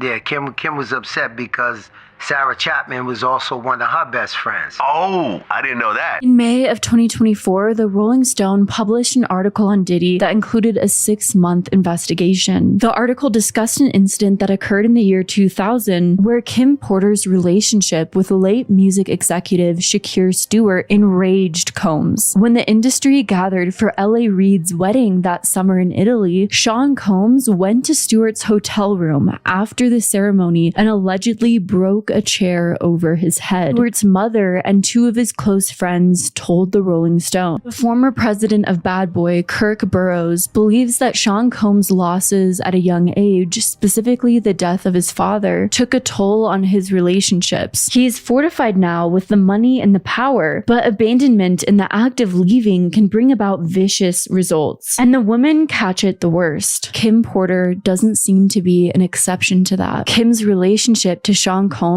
was tumultuous, according to sources, who also claimed that Sean physically abused her. You knew Kim Porter. Is it true that Diddy broke her nose? Bust her nose, man. Kim Porter even told Essence magazine that after their breakup, Sean Combs refused to let her move on, and that he still called her 50 to 60 times a day. It was like my life was not my own. He was very, very intrusive. Insecurities. Anytime a man would go out his way to wiretap someone's phone or put taps in their homes just to monitor their conversation, that's a sign of insanity. Tragically, Kim Porter passed away on November 15th of 2018, the age of 47. She was found unresponsive in her home in Toluca Lake, California, after experiencing flu-like symptoms for days. Emergency responders were called. However, Kim Porter was pronounced dead at the scene. It would later be noted that she died from pneumonia. Despite knowing how Kim Porter died, many people were suspicious about the circumstances surrounding Kim's sudden passing, because she seemed so healthy before her diagnosis. People were not convinced that someone so high profile with so many resources could die from something like pneumonia. Not me directly, but it's my ex-wife actually she was a model in New York, and she was really good friends with Kim Porter, who was Diddy's wife. The one who died at 47 from pneumonia. And I was like, and she called me something's up with that. I go, what do you mean? She's like, oh, dude, Kim used to tell me, like, she was really afraid of him. And it...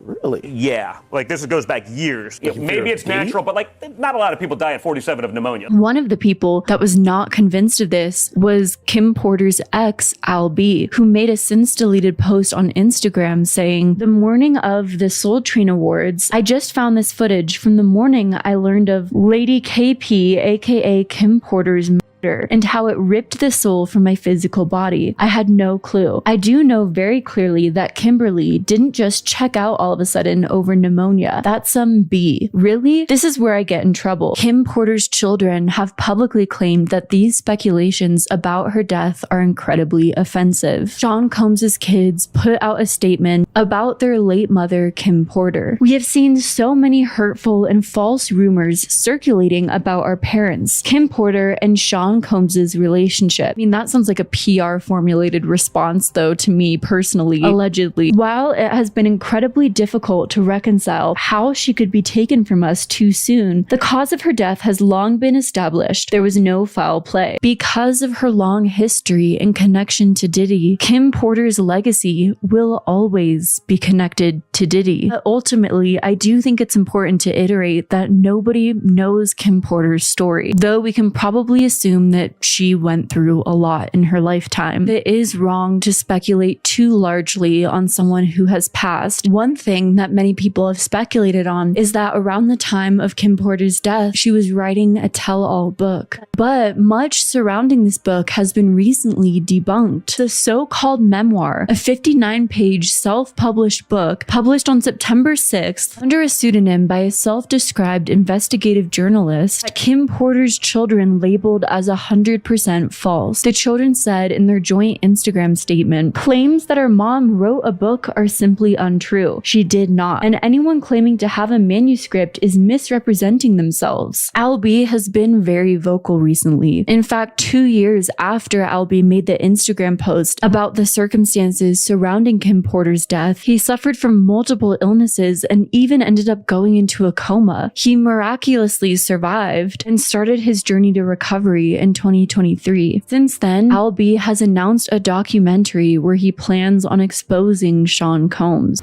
Me talking about situations for over more than a decade and a half, and then all of a sudden everybody woke up like, whoa, yo, we thought you were crazy. Al B has also posted a message to his son Quincy saying, a letter to my son, come home. The door is wide open. You're safe here, son. I love you. Pops, you're biological. This post has insinuated that Al B and Quincy's relationship has been estranged for some time, possibly due to Diddy's involvement. Al B has also promoted his documentary at the Equal Justice Now Awards and has made the very bold claim that Sean Combs had something to do with Al B going into a coma. We're going to be producing the Al B Shore life story.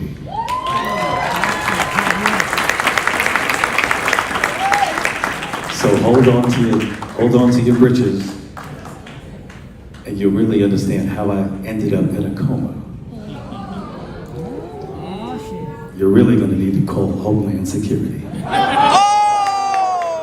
A lot of this is just speculation, especially since the children have seemed to deny much of what Al B has claimed. And it's currently unknown whether or not Al B has gone to the police with these allegations. But Al B has also made an Instagram post thanking law enforcement and claiming further in the post, Kimberly was allegedly taken from us because she was set on a course to accomplish what Mrs. Cassie Ventura did by igniting the bonfire, which brings us here today with the avalanche that has brought Satan to their chambers. While much of what Al B claims is alleged, Sean Diddy Combs has been seemingly pretty legitimately tied to a lot of criminal activity.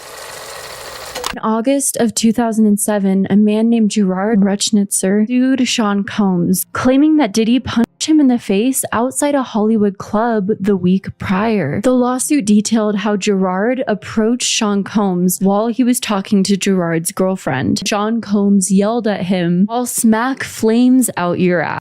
What does that even mean? Sean Combs' attorney claimed that Gerard was just trying to take advantage of Mr. Combs' celebrity status because, again, the poor celebrity is being victimized by everyone around. On March of 2008, Diddy's lawyers filed a document stating that the case had been settled, but the terms were not disclosed. Then, in August of 2013, Sean Combs attended an MTV VMAs after party where he approached rapper Kendrick Lamar, who had just featured on Big Sean's single Control. Lamar's verse had sent shockwaves through the rap community. I think that Kendrick has like the utmost potential, man. Like, you know, I see Kendrick tomorrow, I'm gonna dap him. I didn't feel the way about that verse. I get it. I get the moment. Like, you know, he's a good guy. For example, in one of the lyrics, despite being from Compton, California, Kendrick Lamar proclaimed himself the king of New York. I was presented a song with Big Sean, Kendrick Lamar, Jay Electronica.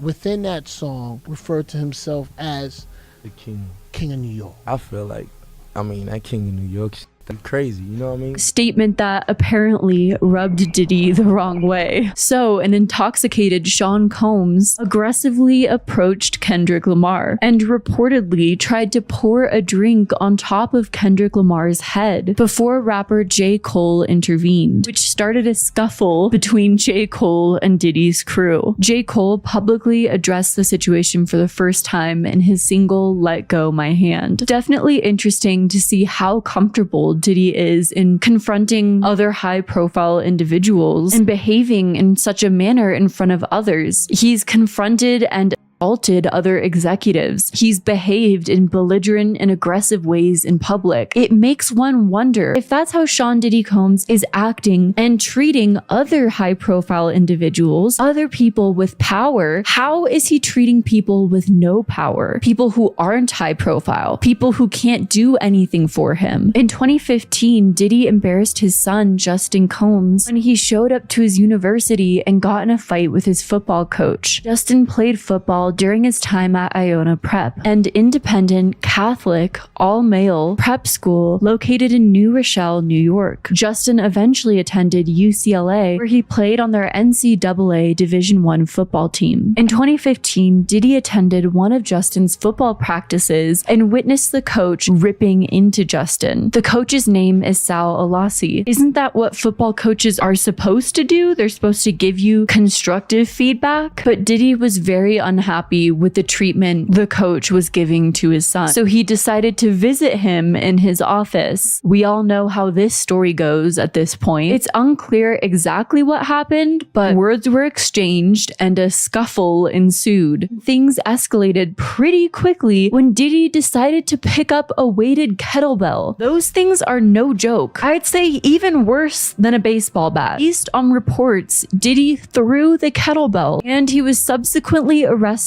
faced 3 counts of assault with a deadly weapon, 1 count of making terrorist threats, and 1 count of battery. Although Diddy left police custody on bond and escaped felony charges, UCLA banned Diddy from attending future practices. So right now, I'm not allowed, Sean Combs said during an interview appearance on the radio show Power 105. So, are you allowed to go to practices and stuff, or are you just going to No, stay away? no, I'm not. As I know right now, I'm not allowed. You know, it was at the end of the day, it's just about communication to me. So I went there to communicate. Mm-hmm. Now, I can't speak about anything else that happened. Right. Was there a kettlebell involved? I went there to communicate. Yeah, I'm sure that's exactly what Justin felt like you were doing, communicating and being by his side, especially since after that incident, you weren't allowed to go to any of his practices. Yeah, that really helped his situation. Also, I see that 1 day of anger management is really coming into play here, really helped things for him. In May of 2017, Cindy Ruella, who worked as Sean Combs' personal chef, filed a lawsuit against him with claims including sexual harassment, retaliation, and failure to pay overtime. Cindy alleged that Diddy would request that she serve food to him and his friends immediately following sexual activity. The men would still be according to the lawsuit, with Diddy once asking her if she liked his body. Oh my gosh, think of how uncomfortable that is. Gross and icky. Actually, don't think about it. Sean Combs settled the lawsuit with Cindy for an undisclosed amount in February 2019. But very soon in the near future for Sean Combs, the floodgates would open and more lawsuits would come.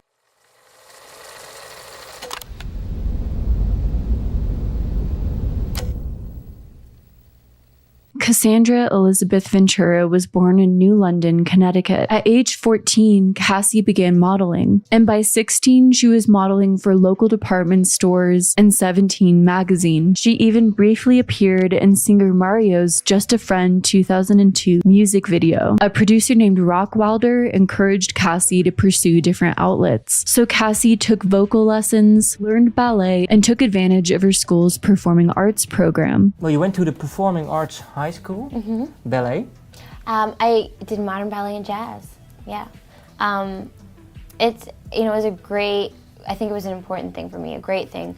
And I got into the musical theater program, so I started performing and singing on stage, which was a hard thing for me to overcome. And was taking vocal lessons, meeting with producers. When Cassie finished high school in 2004, she moved to New York City, where she went back to modeling and took dance classes at the Broadway Dance Center. Well, you also did some modeling. Mm-hmm. What was it like? Well, I really was fascinated by the fashion industry at a really young age. I started modeling when I was 12. I didn't get signed until I was 14, but I actually started working when I was 12 years old, so now I'm 20 and almost half my life I've spent in the entertainment industry. She booked mainly commercial modeling gigs and was represented by Wilhelmina. Then in 2004, a songwriter and record producer named Ryan Leslie started to encounter Cassie at clubs and parties. Soon the two worked together and wrote a duet called Kiss Me. At the time, Cassie was unable to secure a record deal, so Leslie signed her to his music media company called Next Selection Lifestyle Group. Leslie then wrote and produced Cassie's first single, Me and You, in 2005. The pair created a MySpace page and uploaded the song, which soon went viral, became an underground club hit. You watching now have probably heard this song before. Even if you don't immediately recognize it, you'll probably know it upon listening. And after the song went viral, Cassie ended up in a bidding war between different labels. We discovered that MySpace was going to be a better discovery channel than the radio. We figured out a way to game the MySpace music charts. And the way we learned how to do it was we actually controlled the MySpace keyword. We watched her song go from 20 plays a day to 200 plays a day to 20,000 plays a day. And we watched every single record company ring me up and say, hey, you guys have cracked the code. We'd love to sign you. During this time, Sean Diddy Combs heard Me and You at a club and made it his mission to sign Cassie to his label. Who signed her? Puff Daddy. Signing Cassie to Bad Boy Records. Bitch. Oh, who's this? No. Who's this? Who's this? Who's this? Say what's up to the people. Hi, people. That's Cass right there. She's in the vocal booth doing what she gotta do. When Diddy and Cassie first met, Cassie was only 19 years old and Diddy was 36. That right there, that was just a taste. You know what I'm saying? This right here is an official, one of those Bad Boy classic joints. What you got to say? I just want to say thank you to everybody, and I hope everybody likes the record. It's definitely an honor to be on what Puff is calling a Bad Boy classic. So thank you so much, everybody, for your support and for being patient with me, because I know I've been in the studio for a while now. Yeah. Let's go. Cassie Ventura's debut self-titled album was released in August of 2006 and debuted at number 4 on the Billboard 200. During all this time of Cassie developing her new and budding career, Diddy and Cassie formed a relationship. Diddy has like 3 kids in the same year from 2 different women. And right around that time, according to Cassie and her lawsuit, that's when Diddy started to really press up on Cassie. And it was when she was there for 2 weeks with Ryan Leslie that Diddy started looking at her like, oh, wow. So when he came, he said, okay, next time, have Cassie come by herself. So when I seen Cassie 2 weeks later by herself, I said, oh, God, why did he allow this to happen? Like, I would never allow my girl to come out the Diddy house by herself. Cassie even became the face of Diddy's fashion label, Sean John, which also feels like Diddy using someone who was new and popular and hot, both literally and figuratively, for his own personal gain to further his business successes and the success of his fashion line. In 2007, Sean Combs, who is now 38 and now officially separated from Kim Porter, began dating Cassie, who is 21 years old at the time. What a beautiful dress. Thank you so much. Yeah, Miss Cassie, we got Diddy, guys. The party is starting because y'all arrived, right? Whenever everybody just looks great. I think it's a collection. Yeah. Head to toe, describe to me what's the inspiration behind your outfit tonight. Was it an all-white party? Final question, is there anything that you may want to confess tonight before you go in? I keep everything right here. Or right here. There you go. That's how you do it, right? December of 2015, the couple had a brief breakup, which model Gina Kuhn ended up admitting that Diddy was cheating on Cassie with her at the time. And you knew about Cassie? Yeah. Okay. Now, did Cassie know about you? Is the question. She did. She knew about me like 4 months into the relationship. Okay. And how did you find out about that, Cassie knowing about you? Because she reached out to me. She was never like nasty to me. She didn't call me names or nothing. She was always nice. I don't know if it was fake or not, but she was always nice. Unfortunately, Gina endured domestic violence during her relationship with Sean Combs. 2019 interview with controversial blogger Tasha K. Gina recalled a disturbing encounter where Sean Combs her in the head. He was mentally, emotionally, and physically abusing me. He would always compare me to Cassie and tell me that I'm the bad one. She's the good one. Gina also claimed that everyone in his circle allowed him to abuse her multiple times. Everyone in Diddy's circle is just as culpable, I swear. In a later portion of the interview, Gina claimed that she got pregnant with Diddy's child. He responded by paying her $50,000 to get an abortion, though she says she refused the payment. When was the first time you became pregnant with Diddy's child? The first time was October 2014. He offered me $50,000 to get rid of it, but I turned it down because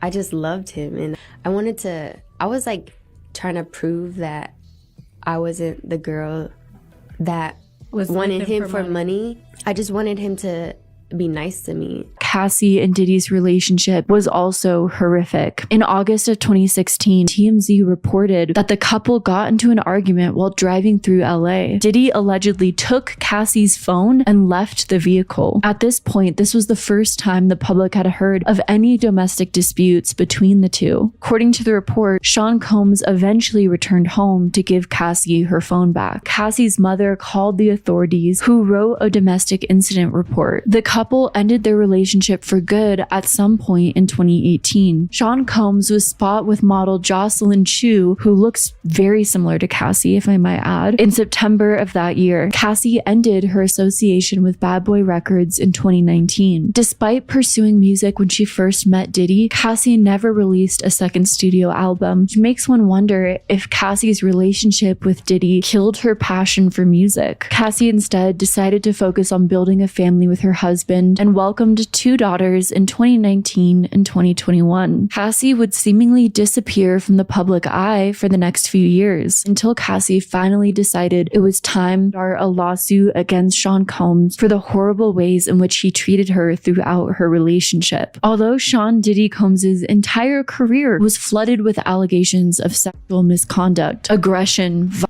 this was the first time that someone connected to Diddy romantically for several years with a public platform came forward. I'm sure it took a lot of bravery and a lot of courage, but in Cassie doing so, it was able to ignite a massive fire that was able to shed light on the darkness of the Diddy empire and finally take it all down. Cassie Ventura sued Diddy under the New York Adult Survivors Act, which gave victims a one-time, 1-year window to sue their abusers and institutions, even if the statute of limitations had run out. The lawsuit Cassie filed against Combs read, Cassie, Mrs. Cassandra Ventura, was held down by Mr. Combs and endured over a decade of his violent behavior and disturbed demands. For Mrs. Ventura, the dark times were those she spent trapped by Mr. Combs in a cycle of abuse, violence, and sex trafficking. Once Diddy and Cassie began a romantic relationship, Diddy and his inner circle allegedly controlled every aspect of her life. And according to the lawsuit, those closest to Sean Combs turned a blind eye to physical abuse. Beatings were witnessed by Mr. Combs' staff and employees, but no one dared to speak up against their frightening and ferocious boss. And Cassie said that she never went to the police for fear that it would give Diddy an excuse to hurt her. One instance of abuse in 2009, Sean Combs allegedly kicked Cassie in the face and had his staff hide her in a hotel room. On top of that, because of Sean Diddy Combs' immense power and control, it was nearly impossible for Cassie to be able to run and hide from him. Every time she hid, Mr. Combs' vast network of corporations and affiliated entities found her, and those who worked for Mr. Combs' companies implored her to return to him. Imagine feeling like you can never escape someone, that no matter where you run, where you hide, someone will find you and bring you back to him. Cassie's failure to return to Mr. Combs would hinder her success in the entertainment industry. According to the lawsuit, if you don't return to your abuser, your entire career is over. But if you do, your abuser will probably destroy you. And according to the lawsuit, Cassie even suffered from memory loss because Sean Combs would ply her with so many drugs, copious amounts of drugs.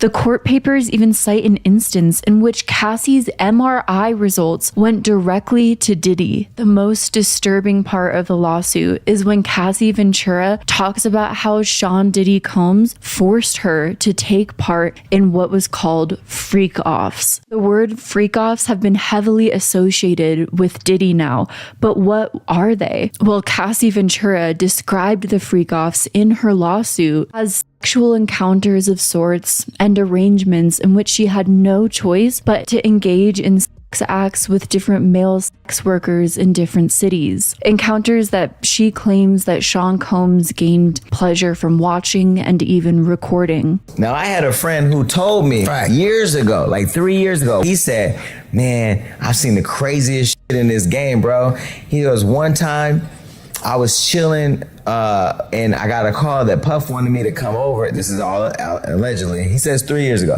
wanted me to come over, pull up. I pulled up and he wanted me to like play with Cassie's pussy. And in my mind, you know what I said?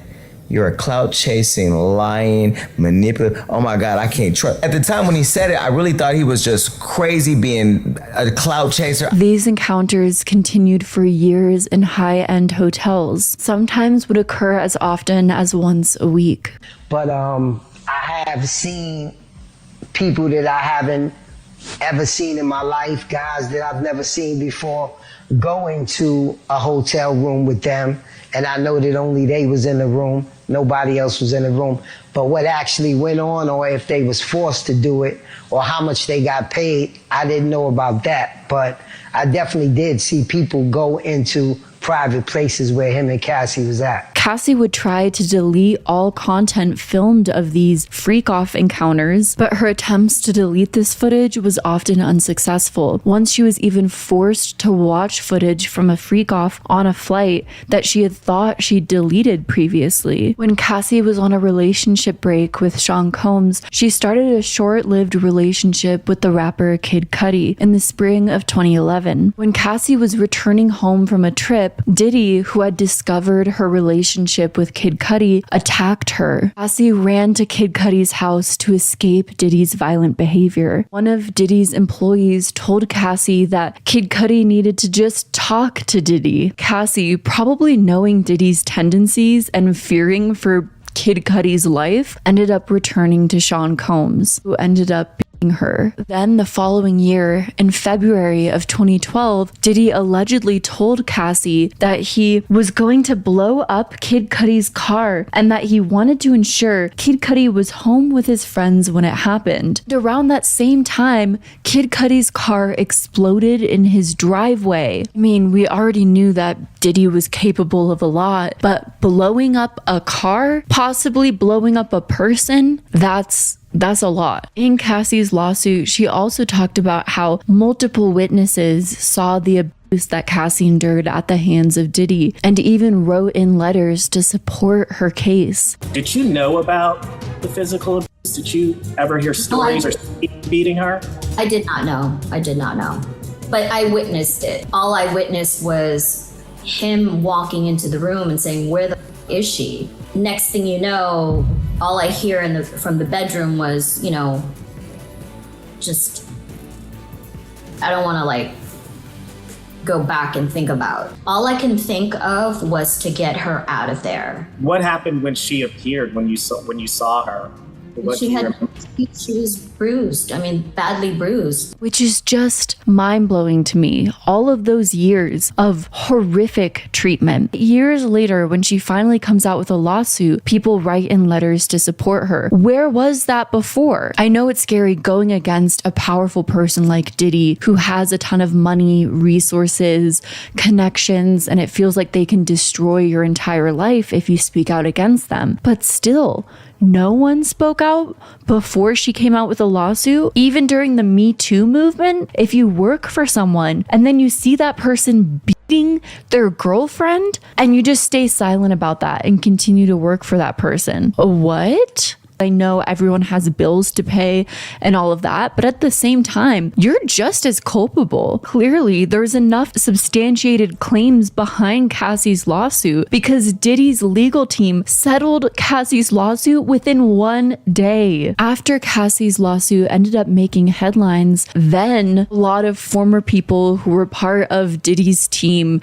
came out of the woodworks and spoke about the situation, including Sean Combs's former head of security, Roger Bonds. You are in the lawsuit as saying, in the car leaving the club, you know that Mr. Combs physically abused his girlfriend. Though Roger Bonds did claim that he protected Cassie, clearly not enough, but okay, and jumped between her and Combs in one instance that he names in an interview. That particular time that Cassie is talking about, they were at a dinner or a gathering on Sunset Boulevard, and Cassie was talking to a manager, and he got very upset about that. He didn't want her talking to any other managers or doing anything without his say-so. And he got very abusive that day, and I jumped out the car, and I ran up on him, and I grabbed him, and I was like, what are you doing? Do you see where we at? Like, what's going on? After Cassie's lawsuit resurfaced, people also started to find pretty strange and incriminating interviews that further showed some kind of abusive behavior from Diddy, in my opinion, and many others, I have to say, for legal reasons. In a June 2022 interview with Vlad TV, rapper Young Jock revealed how Diddy allegedly forced Cassie to shave her head. They jumped off the bar, came on and said, yo, Cassie, tomorrow, I want you to shave the side of your head. And I was like, what the fuck kind of request is that? In 2009, Cassie Ventura shaved half of her head, rocking a sort of punk-inspired hairstyle. So I was looking at Cassie, I was like, you're not about to do that, are you? She said, whatever Sean wants, I'm gonna do. Songwriter Tiffany Red published an open letter to Diddy in the Rolling Stone that corroborated Cassie's claims. They look like Hollywood royalty there. Mm-hmm. Yeah. Show business. Show. Tiffany says she saw a much darker side to Combs. She was there the night of Cassie's 29th birthday party in 2015. I walk out the room, and right behind the door There's his security is around him. They have her in the corner and he's in her face and he's out. And she just had her head down. And when I was like standing over to the side, she just was kind of like looking up at me. My sense was that everybody around him was afraid of him. In this open letter, Tiffany Red wrote, "The power imbalance makes it nearly impossible to fight back and terrifying to speak up. There are moments in life when some of us have to face the hard choice of speaking truth to power or not. This is one of those moments." Though I've mentioned that throughout the years, there were many people who kept Diddy's secrets hidden behind closed doors, not everyone involved in the music industry has been complacent with the actions of Diddy. There have been many victims of Diddy who have spoken out throughout the years. The problem is, no one believed them. Kimora Lee Simmons participated in a 2004 profile. In this profile, Kimora admitted that Diddy threatened to hit her while she was pregnant. In the interview with New York Magazine, the magazine wrote about Kimora's statements. Kimora said something to Combs and he threatened to hit her. "And I was pregnant, the moron," said Kimora. Combs apparently eventually got down on his knees in public to apologize. After all the recent news surrounding Diddy, the allegations, the lawsuits, the arrests, since Kimora Lee Simmons was close friends with Kim Porter, she's made statements saying that she's going to fiercely protect Diddy's daughters. You worry? You want them to be okay? You want them to be safe? Another person who had talked publicly about how horrible Diddy was years before all of this publicly came to light was the former Danity Kane member of Bad Boy Records and reality show participant of Making the Band, Aubrey O'Day. Aubrey O'Day, welcome to Call Her Daddy. Thank you for having me. The first member of the band is Aubrey. Watching it as a viewer, I always was like, oh, Diddy is like so obsessed with Aubrey. I just want you to look good. If you're not happy, you hate me, then why you have me here? I don't have to have you here. That's one thing that we can make clear. That's one thing we can make clear. Aubrey O'Day went onto the Call Her Daddy podcast and spoke briefly about her time working alongside Diddy. Why did the band break up?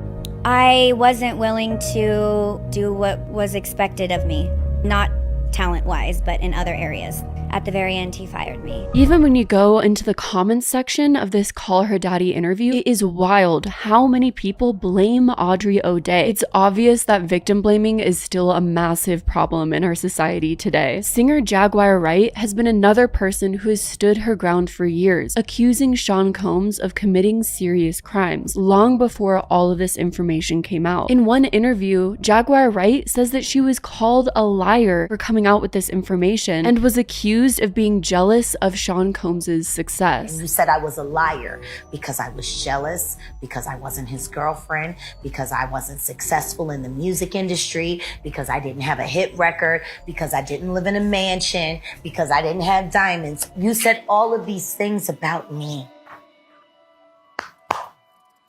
Because I told the truth. Imagine accusing someone of committing crimes and then people just hitting you back with the deflective comments of, "You're just jealous because that person is successful." No, that makes it even more dangerous that they're committing crimes. That's exactly why I'm trying to speak out here. But because of that backlash that people have received for trying to speak out, it makes a lot of sense why so many people were afraid to speak out against Sean Combs until the public became more receptive to it. The mental gymnastics that people have been doing for years to uphold powerful people, but extremely dangerous powerful people, when there have been people trying to warn the public and then they face backlash. Because of that, it makes me feel like it's not just people in Diddy's close circle that need to take some accountability, but maybe it's the general public too. Maybe the story of Diddy is as much a societal issue as it has been an industry issue, with people enabling and refusing to believe victims until it's convenient for them to do so. This phenomenon, this terrible and horrifying phenomenon, is known as the halo effect. The halo effect is a cognitive bias where someone in very high standing tends to remain in good faith with the public, even when allegations come out about them. Just like in the case of someone like Diddy, the public tends to discount our information that's incongruent with our perception of him, especially when someone with less status than him comes forward. I know, it's infuriating. And this means that it sometimes takes irrefutable evidence for people to change their perception about a celebrity. Also, it's important to note that some of the women who came forward alleging Sean Combs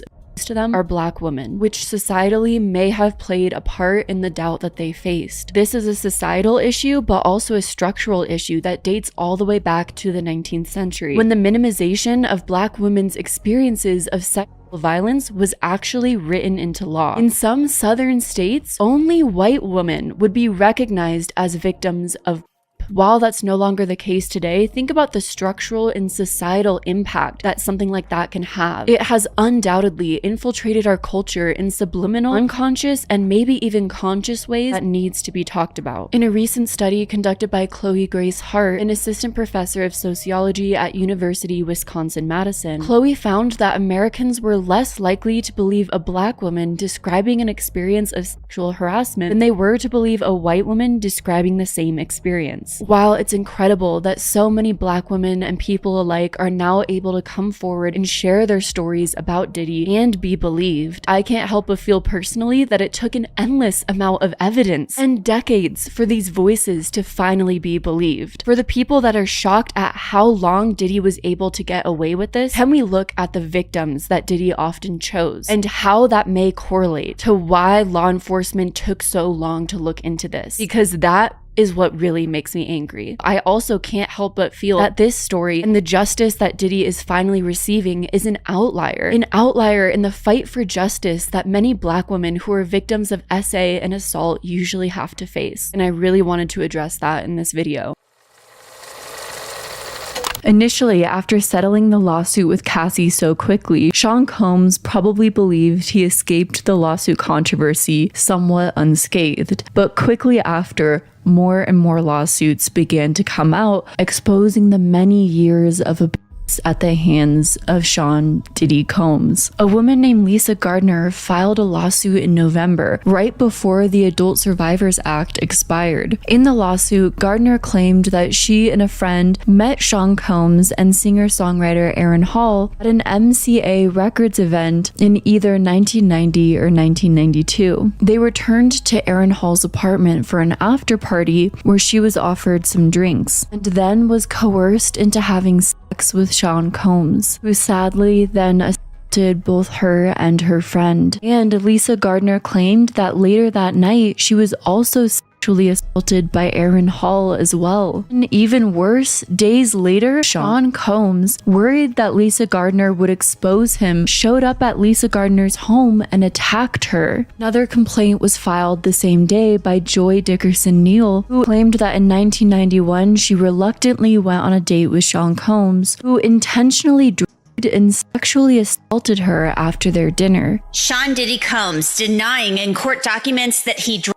and sexually assaulted a woman on video decades ago. Joy Dickerson Neal, one of the women accusing Sean Combs of assault. According to Joy, the assault was in 1991 when she was in college, and Sean Diddy Combs videotaped the entire assault. And then he distributed the tape to other people in the music industry. And Joy's attorney said in a news release that this caused severe harm to Miss Dickerson Neal's reputation, career prospects, and emotional well-being. 1991 is an important year of note because Sean Diddy Combs was still building his career, his power, his reputation. In 1991, he hadn't yet released his debut album, No Way Out. He was still working as a talent director at Uptown Records. To commit this act, which is so similar to the claims of other women who have come forward down the line after Diddy had come to power, money, fame, and influence, shows that while money and power may have given Diddy more access, the greater ability to manipulate and control, coerce, and to bribe, ultimately, the way that he's acted throughout his entire life, his inner personhood, has always been this way. It's always remained the same. Around this time, Diddy stepped down as chairman of Revolt temporarily, which is the media company that he founded in 2013. The company said in a statement, while Mr. Combs had previously had no operational or day-to-day role in the business, this decision helps to ensure that Revolt remains steadfastly focused on our mission to create meaningful content for the culture and amplify the voices of all Black people throughout the country and the African diaspora.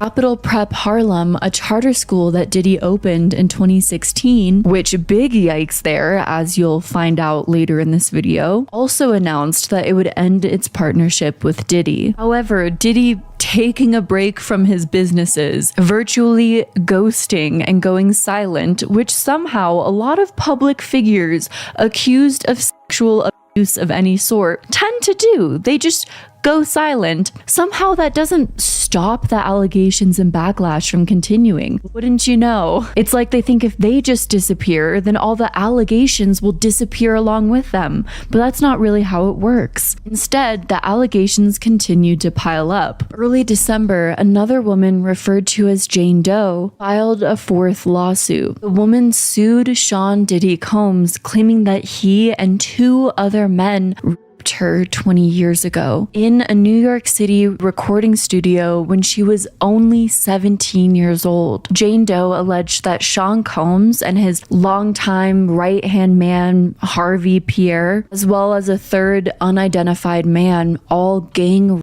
her in Sean Combs's Manhattan recording studio. The woman was in 11th grade and in high school. Harvey Pierre flew Jane Doe, who was 17 years old at the time, from Detroit to New York City on a private jet, then took her to the recording studio where she was given drugs and alcohol. And apparently, because these men are not only monsters but dumbasses, the complaint also includes photos that were taken during this time of Jane Doe sitting on Diddy's lap. 17-year-old Jane Doe in the recording studio at the time that this took place, sitting on Diddy's lap, as if he's invincible, as if he could never go to jail for this. And yet Sean Combs has the audacity to make a statement saying that all of this is false, a witch hunt against him. But in a way, I wish I could bring out my pitchforks, if you know what I mean. For the last couple of weeks, I have sat silently and watched people try to assassinate my character, destroy my reputation and my legacy, Sean Combs said in a statement. If you were so worried about your reputation and your legacy, maybe you should have thought about that before, I don't know, doing reprehensible things that could come back to bite you in the ass, treating people like shit. Guess what? If you're a shitty human being and you treat people like shit, you're the one that creates your reputation on your own. And that stuff will eventually come out. Sickening allegations have been made against me by individuals looking for a quick payday. Let me be absolutely clear. I did not do any of the awful things being alleged. I will fight for my name, my family, and for the truth. Enough is enough, Diddy says on Instagram. Was, in fact, not enough, as there was more information that would come to light.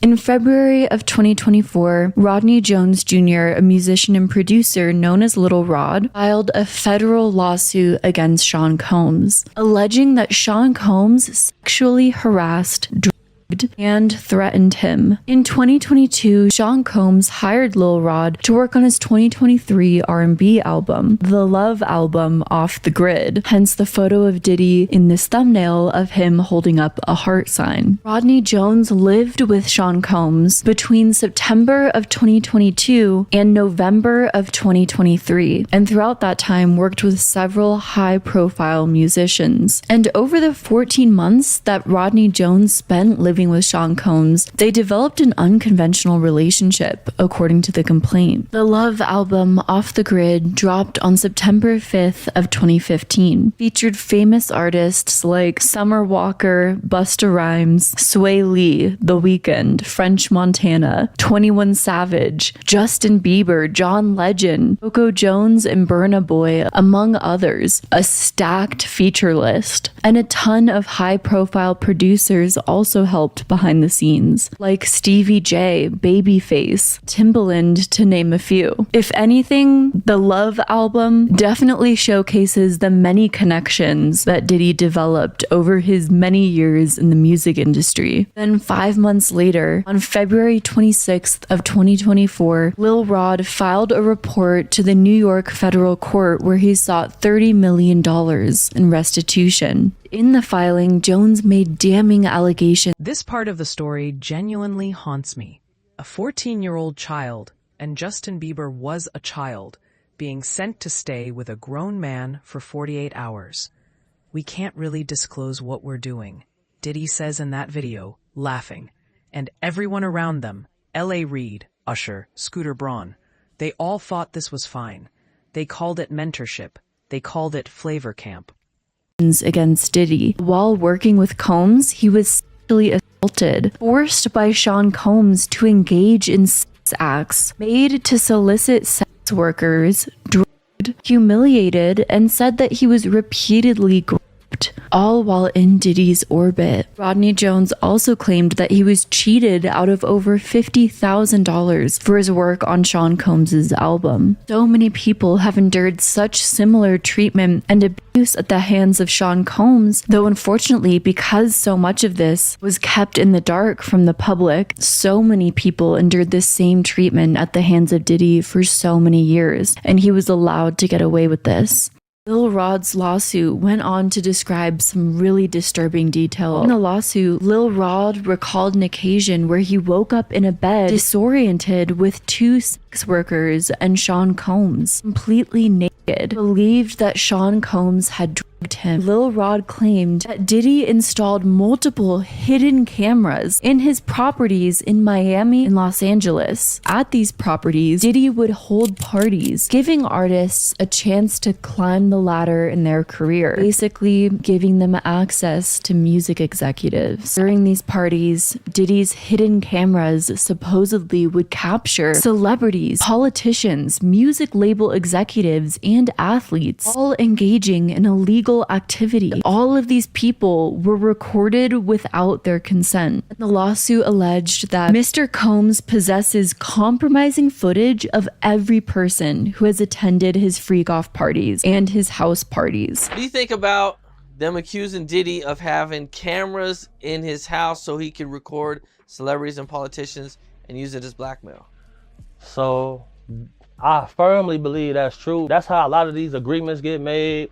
People get endorsed. How they get that deal out of nowhere? It's believed that Diddy used this footage as blackmail. And once this came to light in the lawsuit, I am sure there were so many high-profile people who attended a Diddy party shitting their pants. Many people compared this aspect of the Diddy case, the fact that he filmed compromising footage of high-profile people and used it as blackmail, to Jeffrey Epstein. I'm simplifying it. The two cases are not identical in any means whatsoever, but the blackmail aspect is somewhat a common thread, which makes me wonder if many powerful people often gain their power through this manner, either through getting other powerful people to participate in either illegal or just immoral behavior with them, so that those powerful people just feel like they're in cahoots with them, therefore feeling like they need to associate with them when it comes to business endeavors, or they'll obtain blackmail on powerful people in given industries as a way of always maintaining control on a given industry or profession. Young Miami's relationship with Sean Combs has always been a mystery. I'm single, you know. I'm single, but I'm dating. I'm just taking my time with life. Okay. So what we is? I'm just having a good time, you know. Is that fun? Time. Yeah, you the funnest. You the funnest. Young Miami. Woo! But Young Miami and Sean Combs have had an on-again, off-again relationship throughout 2022 and 2023. Then by April of 2023, the relationship was officially done, with Young Miami telling The Cut, "Still good friends, but we're single. That's not my man. We had our own situation. I'm not gonna put a title on it." Seems like in September of 2023, Young Miami and Diddy were somewhat back together, so the relationship status was always somewhat unknown. What was your favorite time that I took you off the grid? We want the real details. It's explicit. Say whatever you want. Yeah. I don't know if y'all can get the real details, but and we had went to Love Island for my birthday. Yeah. Very first time. Yeah, I have an island. However, in Lil Rod's lawsuit, he alleged that he has irrefutable evidence of Young Miami's cousin and or assistant sexually assaulting him. He also alleged that Young Miami was among those who was paid a monthly fee to work as a sex worker, as well as to help Diddy in transporting drugs drugs, including pink cocaine, also known as 2D, a combination of MDMA, cocaine, and caffeine. These are the ingredients for 2D. And I gotta be honest, I don't think caffeine was necessary. Young Miami tried to defend herself against these allegations by tweeting, "Y'all be going for anything." User on Twitter then responded, "You for that $250K a month," referencing the $250K allowance that Young Miami allegedly received from Diddy. But sources close to them are saying that they actually have been dating for a while now, and Caresha gets whatever she wants from him. They say that he absolutely spoils her. Now, if you don't know, Diddy is worth almost $900 million. So we just gonna go ahead and say it's a billionaire, okay? We just gonna say that. But sources say that she gets whatever she wants from him, you guys, that he gives her $250,000 a month just for her to do whatever she wants to do with it. And she responded by denying this allowance, something that the internet made up and y'all ran with it. She tweeted, "Despite seeming to stand with Diddy publicly, Young Miami unfollowed Diddy on Instagram in May of 2024, seemingly cutting her ties with Diddy for good, at least in the public eye."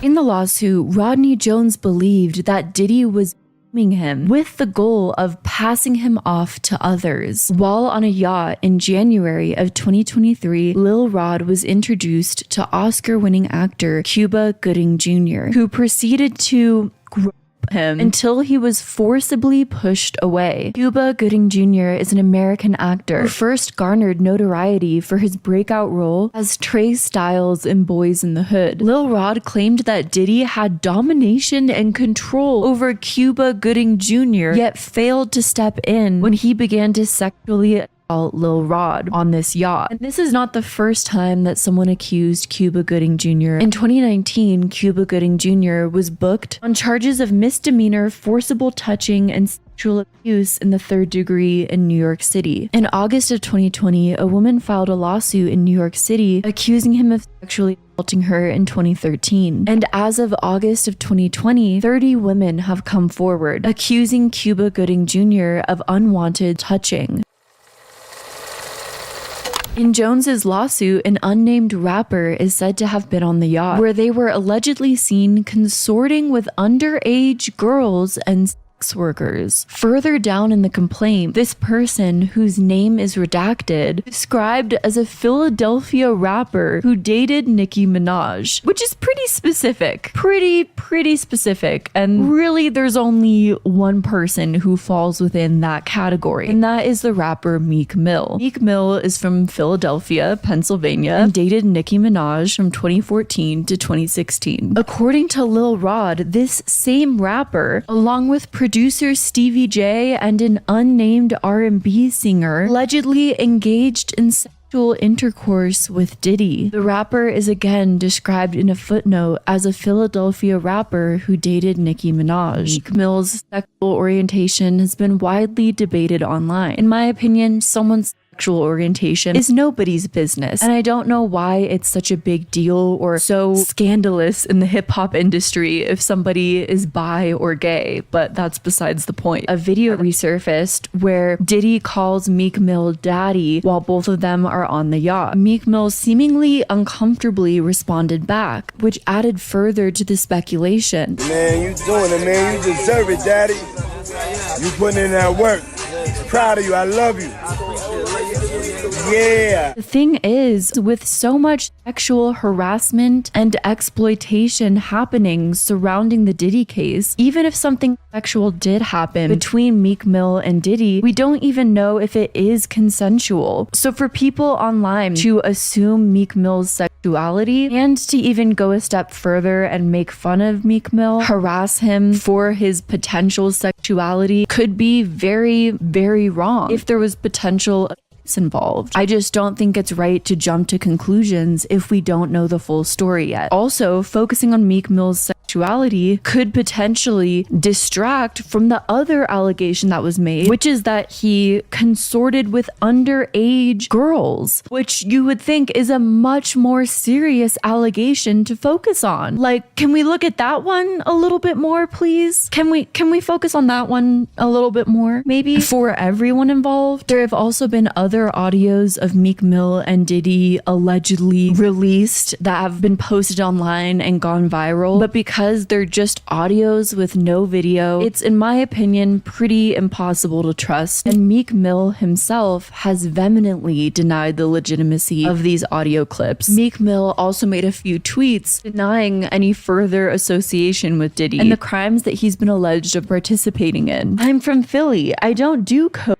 or freaky ass Molly. Nobody won't even offer me coke because I'm that heavy. No man or what would ever approach me about gay activity, and the whole place don't get flipped. Woke up seeing this on every blog like they know I'm coming, lol. Andrew Tater Tot tweeted about this saying, so P. Diddy was having sex with Meek Mill and Usher? And Meek Mill replied, was you trafficking women? The F wrong with you, Brody? Because more and more people began circulating the story that Meek Mill was intertwined with Diddy. Meek Mill ended up making a post on X offering $100,000. And earlier this week, he put an offer on the table, a $100,000 reward for anyone who can figure out how he got named in Rodney Jones' lawsuit in the first place. I want to hire an investigative team, $100K cash, to find out every specific detail involving Meek Mill name to Diddy case. I also want them to look at who is powering the media involving Meek anything to do with Diddy. Something not right. The streets know what's up with me, and that's not the case. We talking about business side. Somebody powering these bad campaigns with Meek Mill. Again, I got $100,000 for a thorough investigation of who's powering and how exactly my name's connected to this. And 50 Cent decided to get involved yet again, sharing a Rick James music video of a romantic scene with Diddy and Meek Mill's faces generated into the scene. They've been doing Meek dirty. He want to pay $100K to find out who doing this. LOL.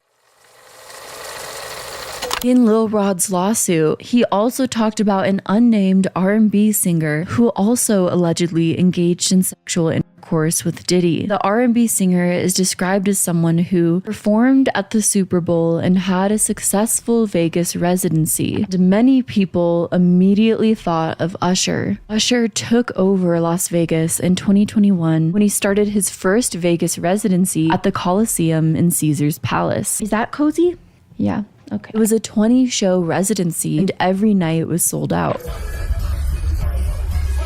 He parlayed that residency into another one at the Park MGM. Then Usher headlined the Super Bowl halftime show in 2024.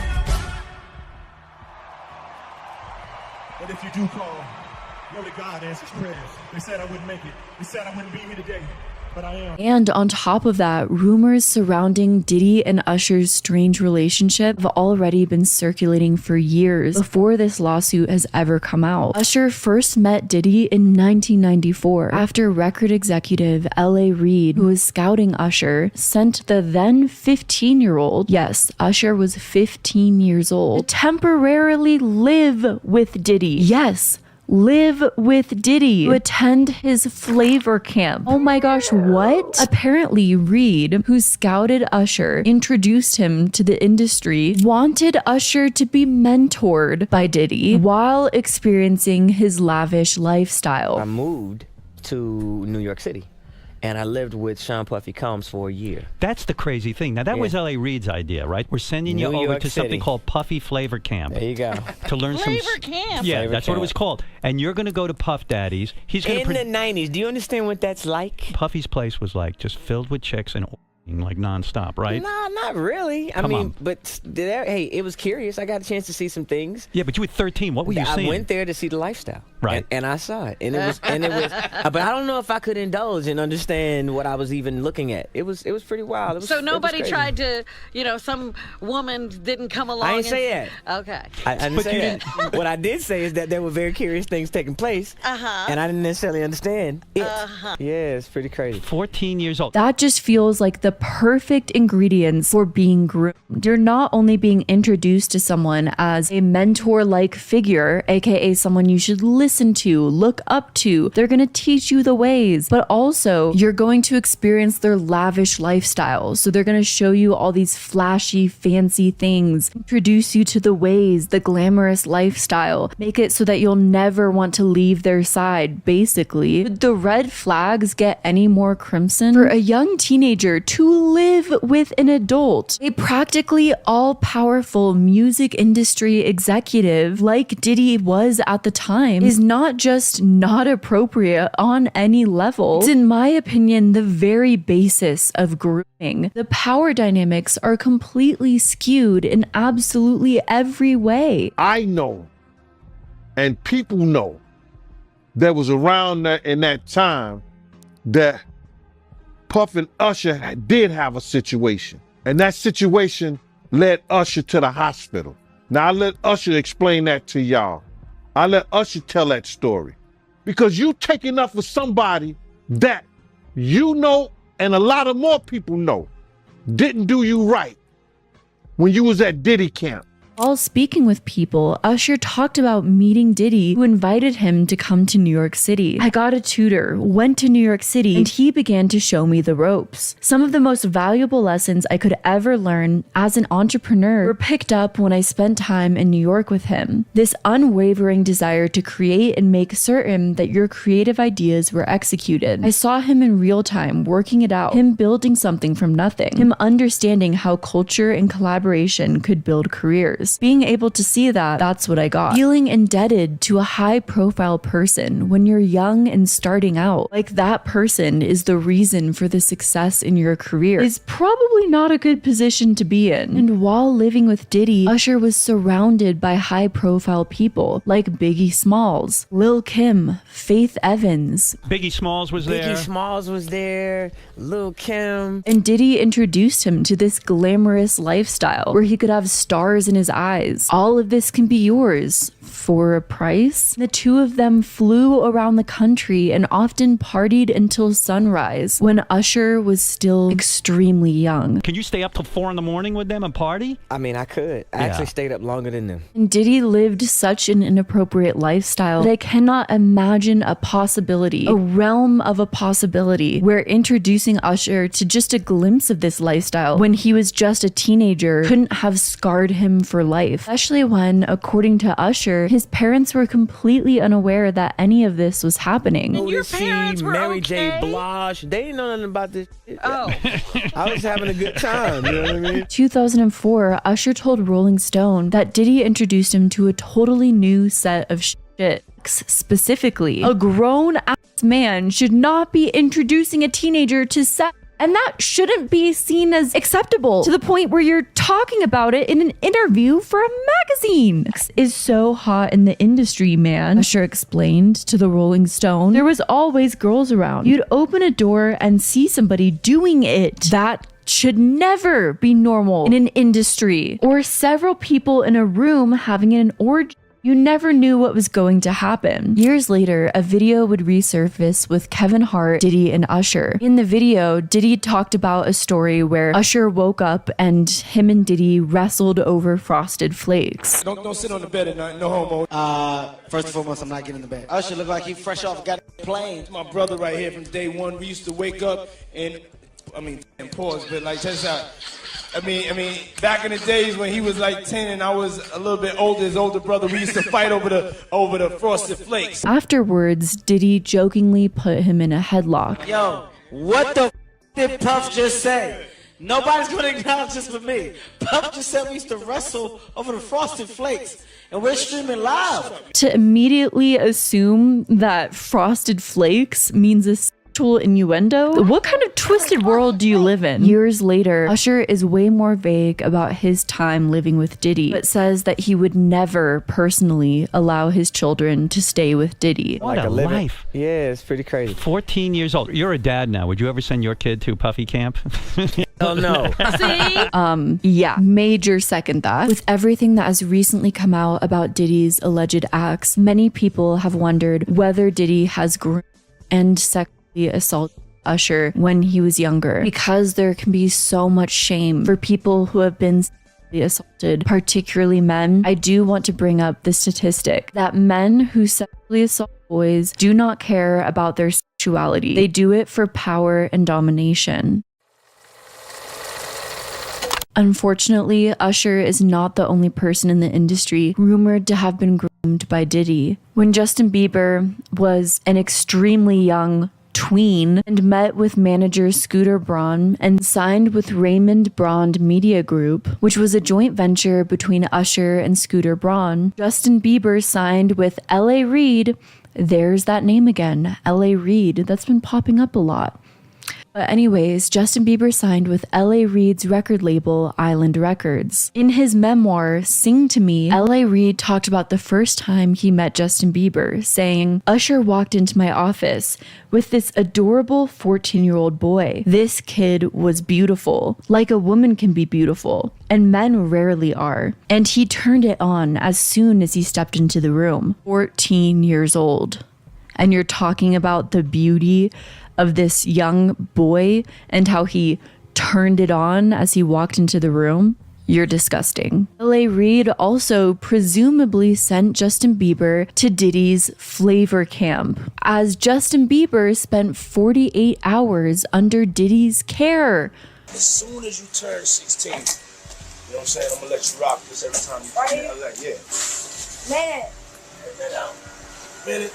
Woo. Okay. Okay. So check this out, yo. Justin, you ever seen the movie 48 Hours? Right now, he's having 48 hours with Diddy, him and his boy. They're having the times of their lives, like, you know, where we hanging out and what we doing. We can't really disclose, but it's definitely a 15-year-old's dream. I have been given custody of him. You know, he signed to Usher. Signed to Usher. I had legal guardianship of Usher when you know he did his first album. I did Usher's first album. I don't have legal guardianship of him, but for the next 48 hours, he's with me. So and we gonna go full crazy. Going crazy. A 14-year-old staying with a grown-ass adult for 48 hours. Fuck everybody in the music industry. As a mother with a child, this makes me rage. I wouldn't even send my fur babies for 48 hours to stay with Diddy. Even just thinking about that makes me shake with rage. It's unclear what happened during these 48 hours that Justin stayed with Diddy, which a lot can happen in 48 hours. But Justin Bieber and Diddy would reconnect sometime later, during which Diddy questioned Justin Bieber about why he stopped reaching out to him. Starting to act different, huh? You ain't been calling me and hanging out the way we used to hang out. Well, I mean, you try to get in contact with me, you know, through all my, partners and whatnot. Mm-hmm. But you never really got my number, so. Right. Okay. My number? Yeah. You're a grown adult. Why are you pestering this child about why they're not reaching out to you, texting you, calling you, whatever it is you want from them? Leave them alone. Go be an adult. Run your businesses. Why do you want messages from a 14-year-old?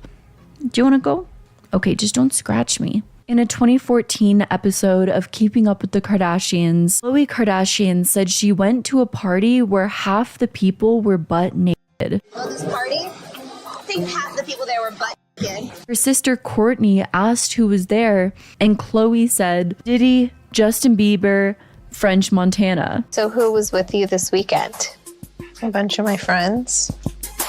Diddy, Quincy, Justin Bieber, so far French so good. Montana.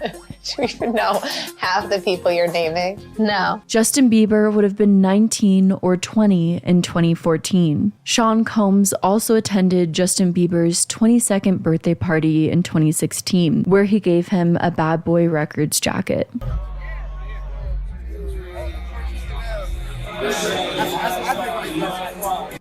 The bad boy. Oh, he's bad boy now. Signing the bad boy. It's your icon alert. It's called He's Bad Boy Now. It's called Don't Ever Play Yourself.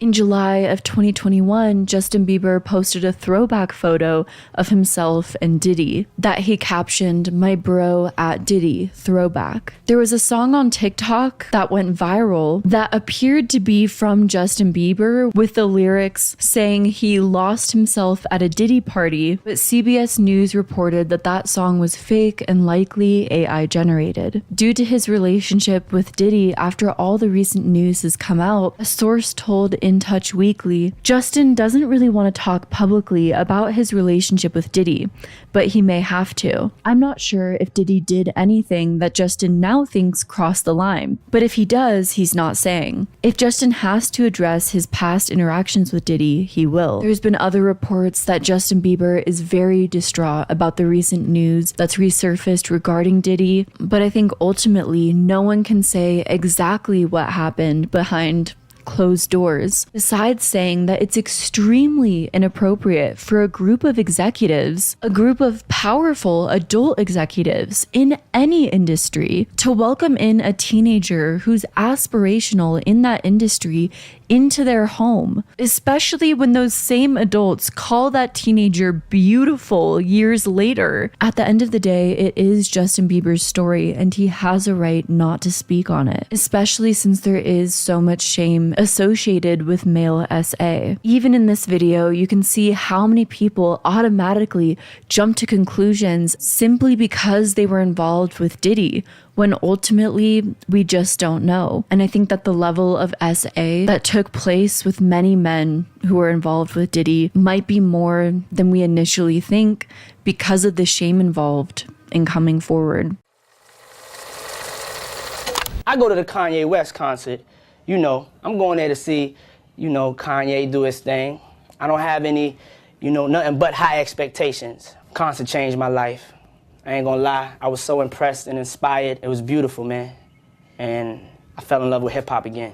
And I wanted to say thank you, Kanye. After more and more news was coming out about Diddy, people were finally more comfortable sharing their stories, going against the immense power structure that was the Sean Diddy Combs empire. And one of those people that spoke out was Nikki Heaton. During an Instagram live, singer Nikki Heaton recalled an incident where she was allegedly sexually assaulted by Kanye West and Diddy at a recording studio during the beginning of her career. 2014, Nikki Heaton found success performing hip-hop songs on YouTube that went viral.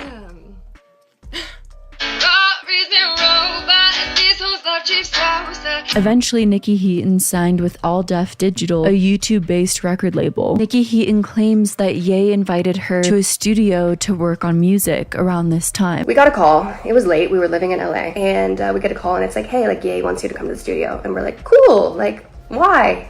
And he's like, he wants to work on music. And we're like, that's great. Nikki Heaton said yes, and when she went to the studio, she was left in a room with Ye, a record executive that works with him, his cousin, Ye's engineer, and Sean Diddy Combs. We walk in, and it's Kanye, and it's Diddy. And, a couple of people that we know, men. Kanye and Diddy are already, out of their fucking mind. Just, completely fucked up. Nikki Heaton alleged that then, at that point, Ye and Diddy started pressuring Nikki Heaton to remove her clothes. Kanye and Diddy have realized that I'm the only girl in the room. And they start coming towards me and they're like, don't you want to take your clothes off? It's so hot in here. And I'm like, no, I'm fine like this. And they're like, come on, like, it's just us. From there, Nicki claimed that the situation began to escalate, which is so scary. Being the only woman alone with a bunch of high-profile people in the music industry, the rappers even began to tear her clothes off as she was backed into the exit door. I start to get a little bit apprehensive because I'm pretty much like backed up against the wall. Like there's only one exit and I'm pressed up against this door. Nikki Heaton claimed that she mouthed the word help to the other men in the room and they completely ignored her. I'm like, you guys, like seriously, this isn't funny anymore. And I look to my left where his executive is. Like, we know him pretty well. And I look and I'm like, hey, like I give that look where I'm just like, come on, like step in, like this isn't cool. Like you're a grown man, like you're like 50 years old. I know you have a family, like you know this isn't right, like do something. And this is the part that for as long as I live, I will never forget. As these two grown men were pawing at me, trying to take my clothes off, I look over to this man asking for help and I literally mouth the word help and we lock eyes. And he looks away. I'm like, okay, there's still two more men in the room. And I look to his engineer next, who's sitting right next to him. And I know that he's married and he just had a little baby girl. And I'm like, okay, he's gonna do something. I look at him next and I'm like, okay, like do something, say something, do anything. And he looks down at his phone and starts texting. And then I was like, oh. I look at Kanye's cousin next. Do something, you know, like fucking do something. And he spins his chair around. And that's when that like gut-wrenching fear set in. And I was like, oh shit. No one's fucking saving me tonight. No one's gonna do anything. No one's gonna do anything. And that's when I was truly fucking scared. People who witness abuse and turn a blind eye to it, are they complicit? Are they culpable? Should there be a level of blame, a level of liability for those people? After Nicki alleged that the rappers tried to rip off her pants, she claimed that she lunged at them and ran for the exit and hid inside a darkened studio. She sat there for 20-25 minutes, crying, wondering what she should do next. So I lunged forward. I stepped forward. And it like threw them off balance. Like they were like, oh, you know, and like they stepped back at least 1.5 feet. And the moment that they did, I reached behind my back, I pulled the door and I slipped out, grabbing my clothes. And I ran across the hall, across this corridor, and I hid inside of an empty studio that was black. She ended up eventually leaving the studio along with another girl who was presumed to be Cassie, who was dating Diddy at the time. I don't think I'm supposed to say this next part because it could hurt her case. I mean, I got us both out and I got us in an Uber and she obviously didn't remember anything because she was drugged. The moral of the effing story: stay out of the industry. If you have daughters, make sure to tell them that they're idols they should never meet, and never go to the effing studio with anyone, even if you're invited there as an artist, unless you have a bodyguard with you. Good advice, honestly. I second never meet your idols. Since the incident, Nicki Heaton has pivoted away from music in recent years. She now lives on a farm in Nashville, Tennessee with her 2 sons and farm animals.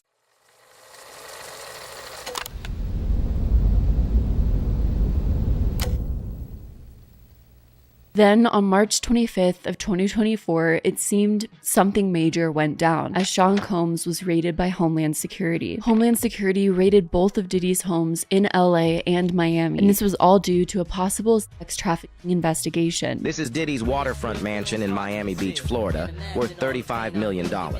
The estate spans 8,000 square feet and has 6 bedrooms along with 10 bathrooms. There was a lot of reaction to the simultaneous raids on homes in Florida and California linked to music mogul Sean Diddy Combs. Amid the raid, Fox 11 showed several people outside Diddy's homes in handcuffs, including Diddy's sons.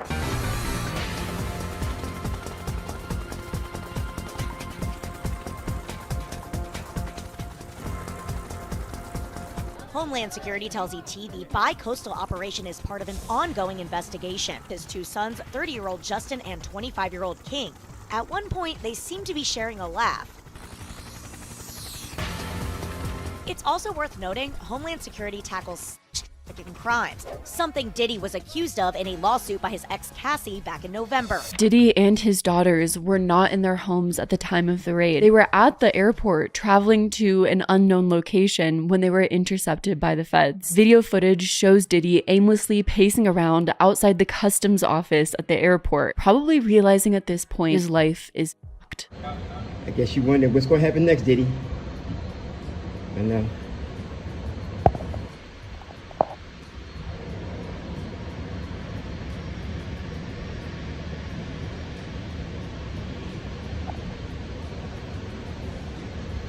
During the raid, investigators were seizing weapons that belonged to Combs as well as phones, and it's unclear how many devices were confiscated.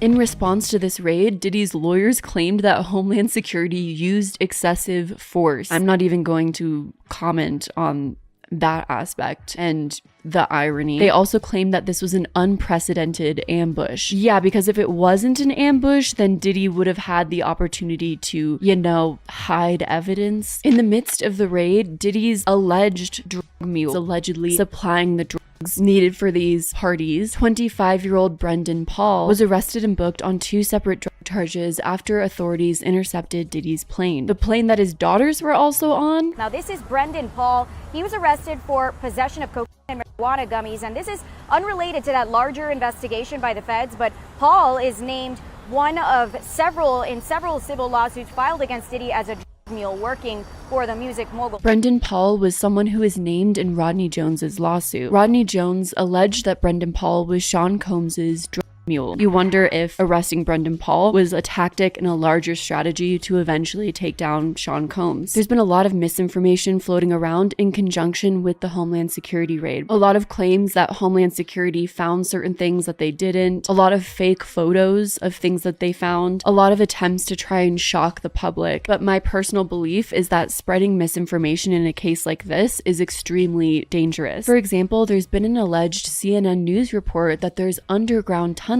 underneath Diddy's home, but this has been proven false and a fake news screenshot. At this time, a CNN news representative said on the matter, that is a manipulated image and not something CNN reported. Though pretty soon after the Homeland Security raid, there would be evidence that would come out that would shock the world and provide irrefutable proof that Diddy had committed some of these crimes. In Cassie Ventura's lawsuit, she recalled a freak-off in 2016 at a hotel where Diddy had in the face. Then, when Sean Combs fell asleep, Cassie tried to leave the room, but he woke up as she was trying to do so. He followed Cassie into the hallway, throwing glass vases at her, which would shatter along the corridor. The hotel's security cameras captured the incident, but the lawsuit said that Sean Combs paid the hotel $50,000 for the footage. But in May of this year, CNN published the footage, which dates back to March 5th of 2016. Sean Combs is shown grabbing, shoving, pushing, kicking, dragging Cassie Ventura. After completely assaulting Cassie, Sean Combs also takes her bag and purse from her. The video is disturbing. Just released surveillance footage from 2016 showing what appears to be Diddy violently assaulting then-girlfriend Cassie. In the video obtained by CNN, Diddy, seen in a towel, strikes Cassie, and after dropping to the ground, she is kicked twice from behind. Diddy then attempts to drag her away from the elevator bank. Later in the footage, it appears Diddy shoves Cassie in the corner, then throws an object in her direction. Once this video was released, Sean Combs posted a video to Instagram, and it seems like Sean Combs's statement or apology was a stereotypical, I was in a bad place mentally, but now I've gone to therapy and found a relationship with God. It's so difficult to reflect on the darkest times in your life. Sometimes you got to do that.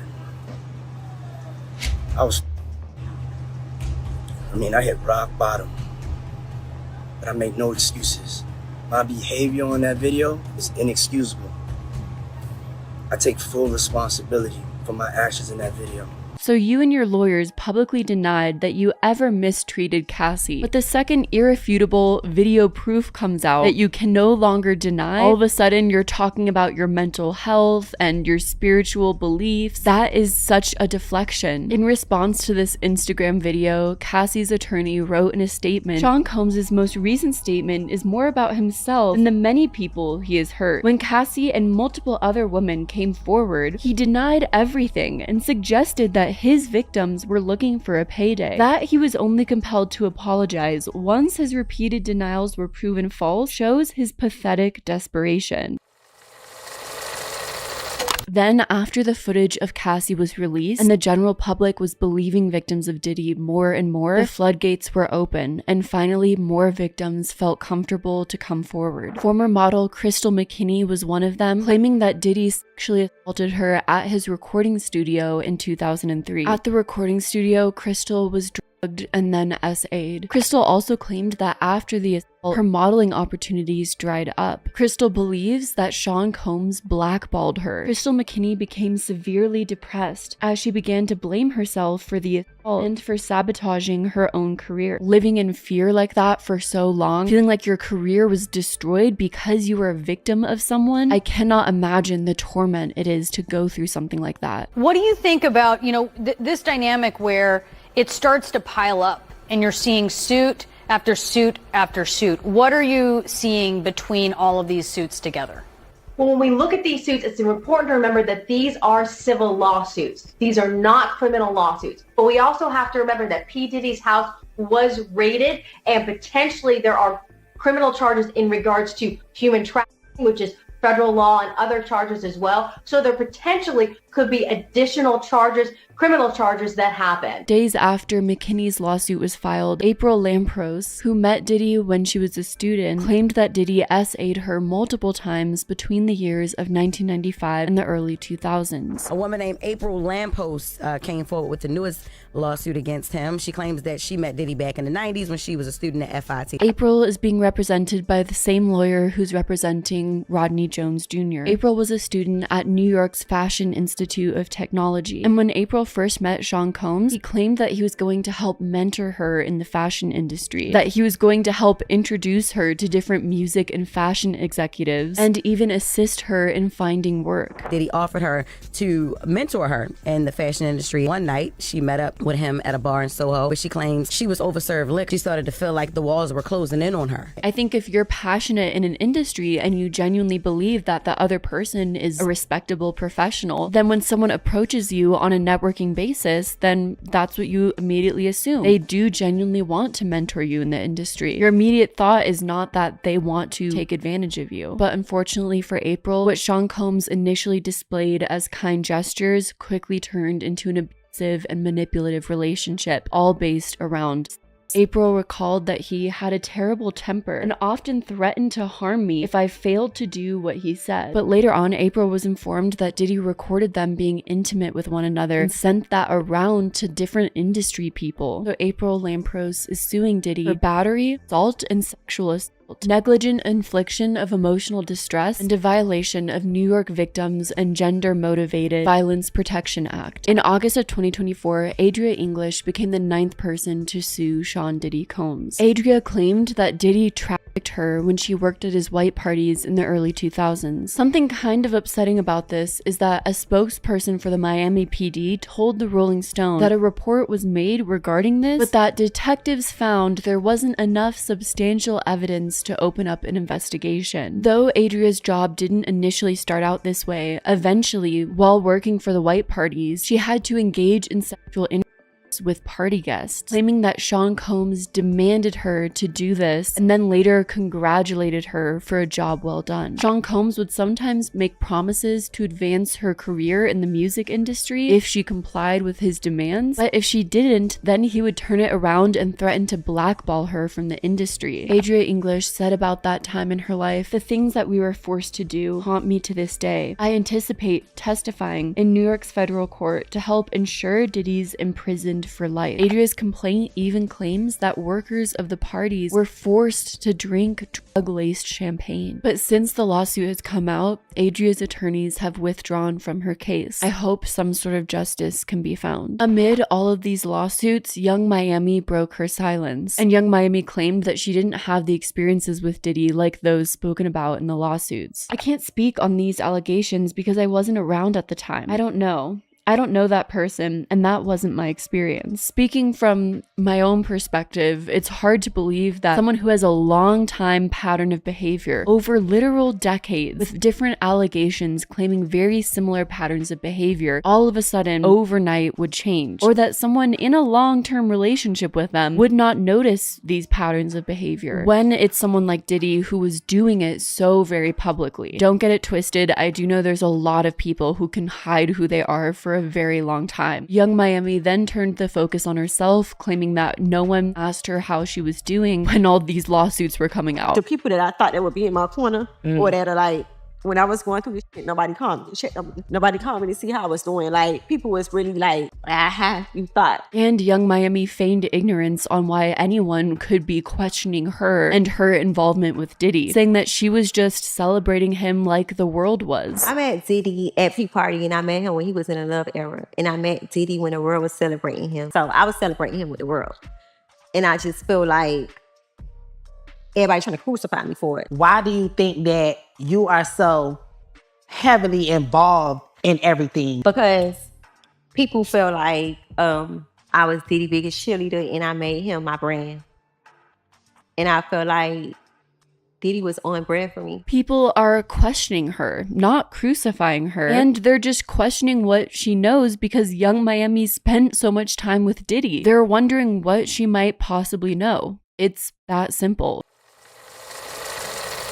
Michigan inmate Derek Lee Cardello Smith was granted a temporary restraining order against Diddy for an alleged assault that occurred back in 1997. They were allegedly at a party together when Sean Combs served him a spiked drink. When he finally woke up, he saw Diddy being intimate with a woman, and Diddy turned to him and said, "I did this to you too." So he was suing for $100 million, and he was initially awarded it in full because Diddy failed to show up to the court hearing. And Sean Combs was expected to follow a payment of $10 million per month beginning on October 1st. His attorneys filed to dismiss the judgment. They claimed that they were never informed of Derek Lee's lawsuit. Eventually, the judge set aside the judgment because they couldn't prove that Derek Lee effectively served Sean Combs. And in a new case and a new hearing, Sean Combs is likely to win the case because the statute of limitations has expired, according to TMZ.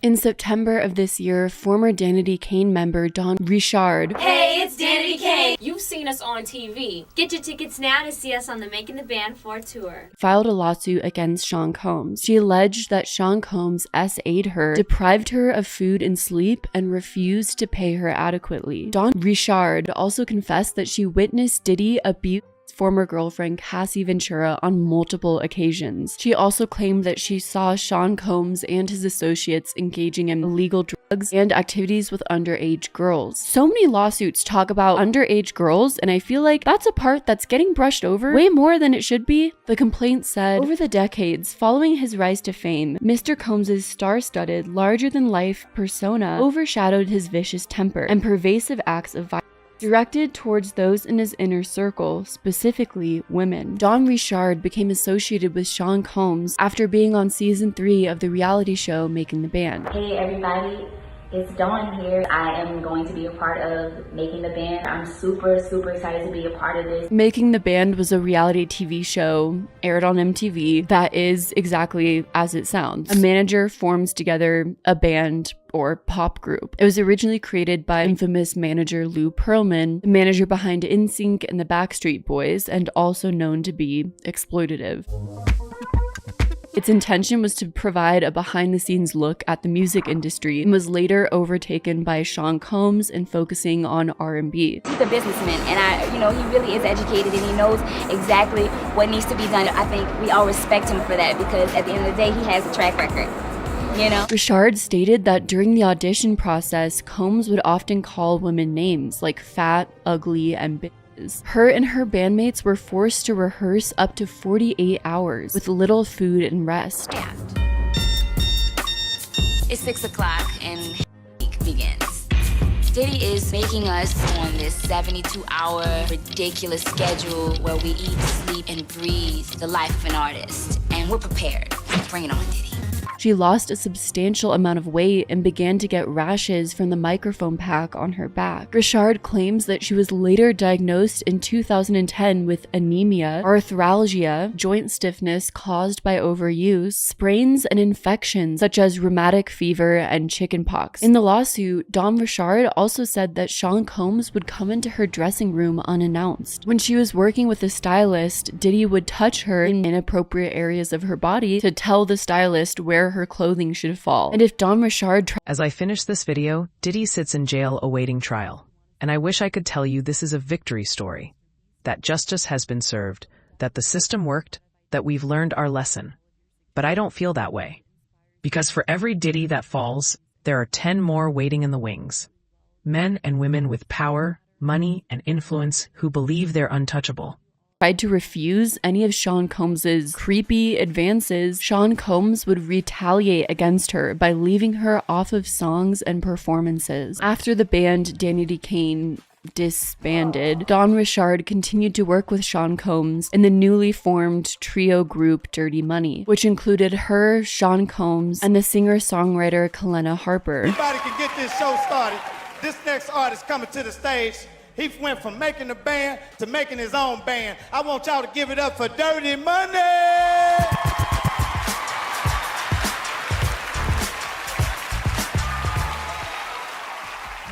Well, check this out, y'all. This is my new group, Dirty Money. And these ladies, this is Kalena, and it's Dawn, and together we make Dirty Money. But eventually, Don Richard began fearing for her physical safety. In one instance, the trio went to Sean Combs' home in LA. When they were in the kitchen, Sean Combs began berating Cassie Ventura for not cooking his eggs correctly. He then threw the pan at her and dragged her up the stairs, according to the lawsuit. But the next day, Sean Combs allegedly bought Richard and Harper both flowers with a note that said that what they witnessed was just a lover's argument and no one was hurt. The note also said, according to the lawsuit, that if they said anything, there would be consequences. The lawsuit alleges other times that Diddy assaulted Cassie Ventura, including pulling her out of a van by her neck and pinning her to the ground, punching her in the face in the bathroom at a party, and punching her in the stomach at a dinner with several high-profile celebrities, including record executive Jimmy Levine, who he had just struck a $50 million deal with. The lawsuit read, even after Mr. Levine watched Mr. Combs commit a violent assault in front of numerous high-profile witnesses, the Bad Boy Interscope deal took place and remained in effect, providing Mr. Combs with immense financial rewards and enabling him to commit further acts of violence without fear of repercussions. There was even an incident where Diddy Dirty Money was scheduled to perform on Saturday Night Live, but Diddy became irate at the two women, Richard and Harper, and locked them in a bus for several hours. Since Richard had her phone with her, she called her father, who arrived in New York City. Her father threatened to call the police on Sean Combs, who allegedly replied, "Think about your family. Think about your daughter's career." After the SNL performance, Sean Combs allegedly told Richard, "You don't call your dad unless you're in the hospital." Richard was also promised royalties and license fees from Bad Boy Records, which she claims she never received. Diddy Dirty Money, though shortly lived, found a lot of commercial success. And because of that success, Richard estimated that she's owed about $1.2 million in unpaid wages and royalties, more than $350,000 for US tour performances, and at least $1.5 million on her promotion of Ciroc. What does she hope comes of this case? Accountability and justice is what she wants the most. For Ms. Richard, of course, we'll be asking for significant financial compensation for what she's alleged she's been through. But for her, it's really about justice. It's really about accountability. And it's really about also, inspiring and empowering others. It was Ms. Ventura's bravery in bringing her lawsuit that inspired Ms. Richard to file hers. She had been suffering in silence until then, and it was empowered by Miss Ventura's bravery when she filed her lawsuit. So Miss Richard also hopes that her bravery and her coming forward may inspire others to come out against other people. Amid Dawn Richard's lawsuit, unfortunately, Kalena Harper did not have her back. She took to her Instagram stories saying, "I acknowledge the recent lawsuit filed by Dawn Richard, in which my name has been mentioned 33 times. While I fully respect Dawn's right to recount her experiences, I want to emphasize that her account reflects her personal perspective and should not be interpreted as a universal truth applicable to everyone involved. It's important to understand that while I was present in some of the same professional settings mentioned, many of the allegations and incidents described in the suit are not representative of my experiences, and some do not align with my own truth. You're gonna deny that Diddy did these things after all of these lawsuits? You're really gonna take the side with Diddy. What a stand-up act." But it turns out that Mrs. Harper and her husband, Tony, have been working with Diddy for quite some time. Not only Harper, but both her and her husband's financial interests have been invested in the Diddy enterprise. Tony and I have always conducted ourselves with the highest level of professionalism and integrity. Why do you need to say that? No one's accusing you of not, or your husband. So that makes me raise an eyebrow that you feel the need to say that. We were not involved in, nor were we aware of any behavior that could be considered abusive or unlawful. Puff owes me nothing. You know what I mean? He didn't cheat me out of anything. If anything, he treated me better than he probably ever has treated anyone in his life. You know what I mean? It was basically like princess status, like, you know, this $10,000 shoes, the furs, the jets, the whatever you want. Let's get this album done. I'm gonna take care of you and make sure you're good. And I just love him for it, you know? According to the Neighborhood Talk, seemingly before this Instagram post went up, Diddy allegedly contacted Harper 54 times in one day. The calls reportedly happened shortly after Dawn Richard filed her lawsuit against Sean Combs. Harper's husband, Tony Vick, is a record producer and club promoter. Those guys have the best reputations, right? He's known for his time as a supporting cast member on seasons 3 and 4 of the reality show Love and Hip Hop Atlanta. But according to LinkedIn, Vic worked as a manager for Bad Boy Entertainment for 4 years, from May of 2008 to 2012. So, how did you end up working with Diddy? Well, Diddy's my superhero. Diddy is my He-Man. And so, as a little girl, I would always look at Puff and be like, yo, he's like the coolest brown-skinned guy ever. All of a sudden, he comes in and he just hear me like, oh my fucking God, going crazy to the beat on some K-Diddy shit. And he don't got his pants on. He's in his drawers and socks, and he's putting pants on. He's like, what's his beat? Like, that's how we met. Like, it was just like, like magnetically connected to what this music was doing. And we just started vibing.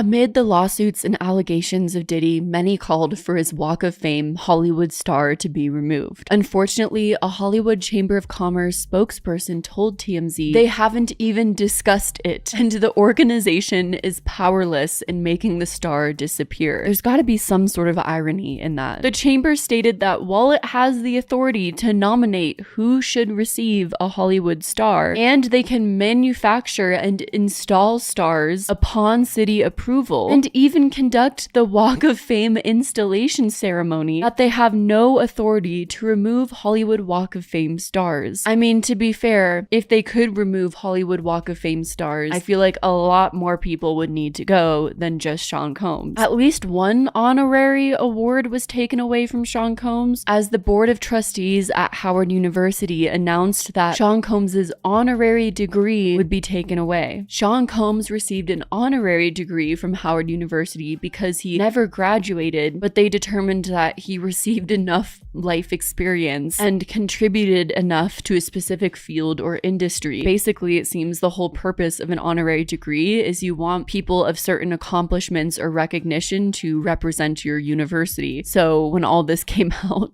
it's not a good look for Howard University. Howard University scrubbed Diddy's name from all documents that listed him as an honorary degree recipient. They also disbanded a scholarship program that was in his name as well. They even returned a $1 million contribution from him. Howard University is cutting ties with Sean Diddy Combs, the historically black university, now rescinding an honorary degree.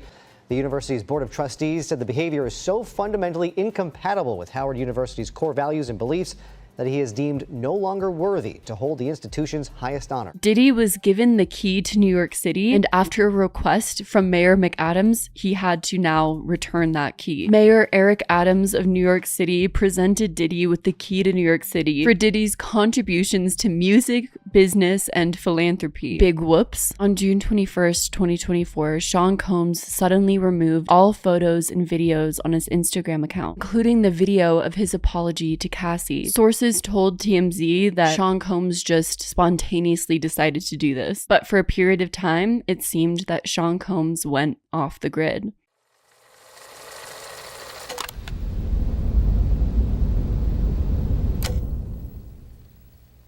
During a time when all of these lawsuits were resurfacing about Diddy, so many horrific allegations about how he abused his power and his position in the music industry, there were many people in the music industry who were, interestingly, very quiet.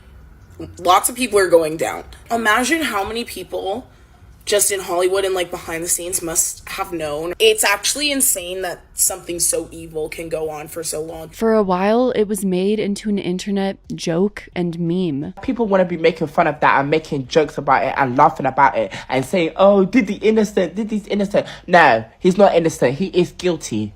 I don't understand why people on social media think everything is funny. It's really not funny. Because what if that was your mum? What if that was your brother? People meeting Diddy at a park and taking pictures with him, saying in comments that Diddy didn't do it. It seems most of these were intended to be sarcastic, but who knows what young, impressionable people could take that seriously, or what misogynistic people could take that seriously. And I wonder if more high-profile people within the music industry spoke about how wrong and insidious this is and came out in support of the victims, if the allegations would have been taken more seriously and not made into an internet joke initially. But that would all change very soon. Sean Diddy Combs was finally arrested on September 16th of 2024 after he was indicted by a federal grand jury. He was blindsided, completely surprised as he walked into the Park Hyatt Hotel in Midtown Manhattan with a whole entourage. That's him in the black trench coat. And the two guys in the white shirt. They are feds.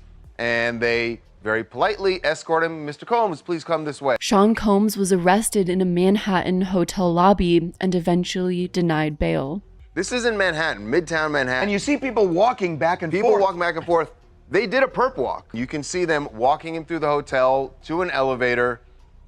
He's already cuffed. Already cuffed at this point, so that means they cuffed him pretty quickly after the lobby. One of Diddy's lawyers, Mark Agnifilo, is adamant that Diddy is innocent. He said about the arrest that Diddy is an imperfect person, but he's not a criminal, adding, "Please reserve your judgment until you have all the facts. These are acts of an innocent man with nothing to hide, and he looks forward to clearing his name in court." I'm not going to say anything that I haven't said in court and that I haven't said in my court papers. So you all have a nice day, and thank you very much. Can you clarify that? How is he doing? We have appealed the initial bail decision to the Second Circuit, and we're going to keep trying to get him out in every way that's available to us. Authorities didn't really seem to take a ton of action against Diddy until these lawsuits began to surface. Of course, we'll never know the extent of the investigation that they may have been doing behind the scenes, but many of these lawsuits brought to light the bizarre, disturbing criminal acts that Diddy was participating in for decades. And I do speculate on whether these public lawsuits, which garnered so much publicity, finally initiated law enforcement to act. While the authorities themselves did not say that the lawsuits are what sparked the criminal investigation, one of Diddy's lawyers, Aaron Dyer, said the case was based on meritless accusations made in civil lawsuits. But once the indictment was unsealed, the public could see all the things that Diddy was being charged with. In the indictment, prosecutors allege that since 2008,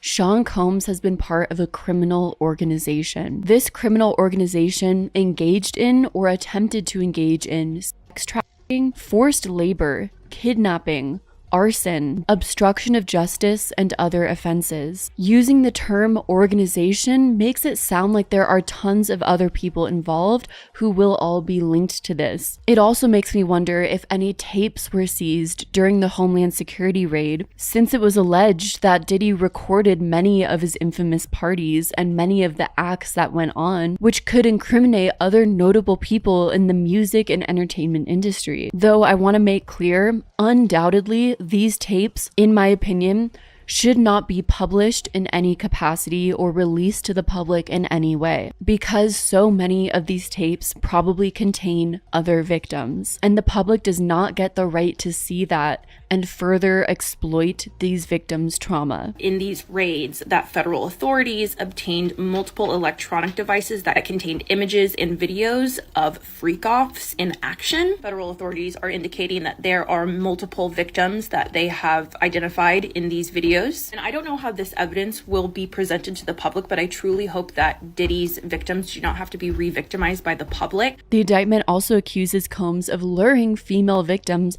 to participate in freak-offs that often involved male sex workers that at times lasted days and were sometimes recorded. Freak-offs were elaborate and produced S performances that Combs arranged, directed, and often electronically recorded.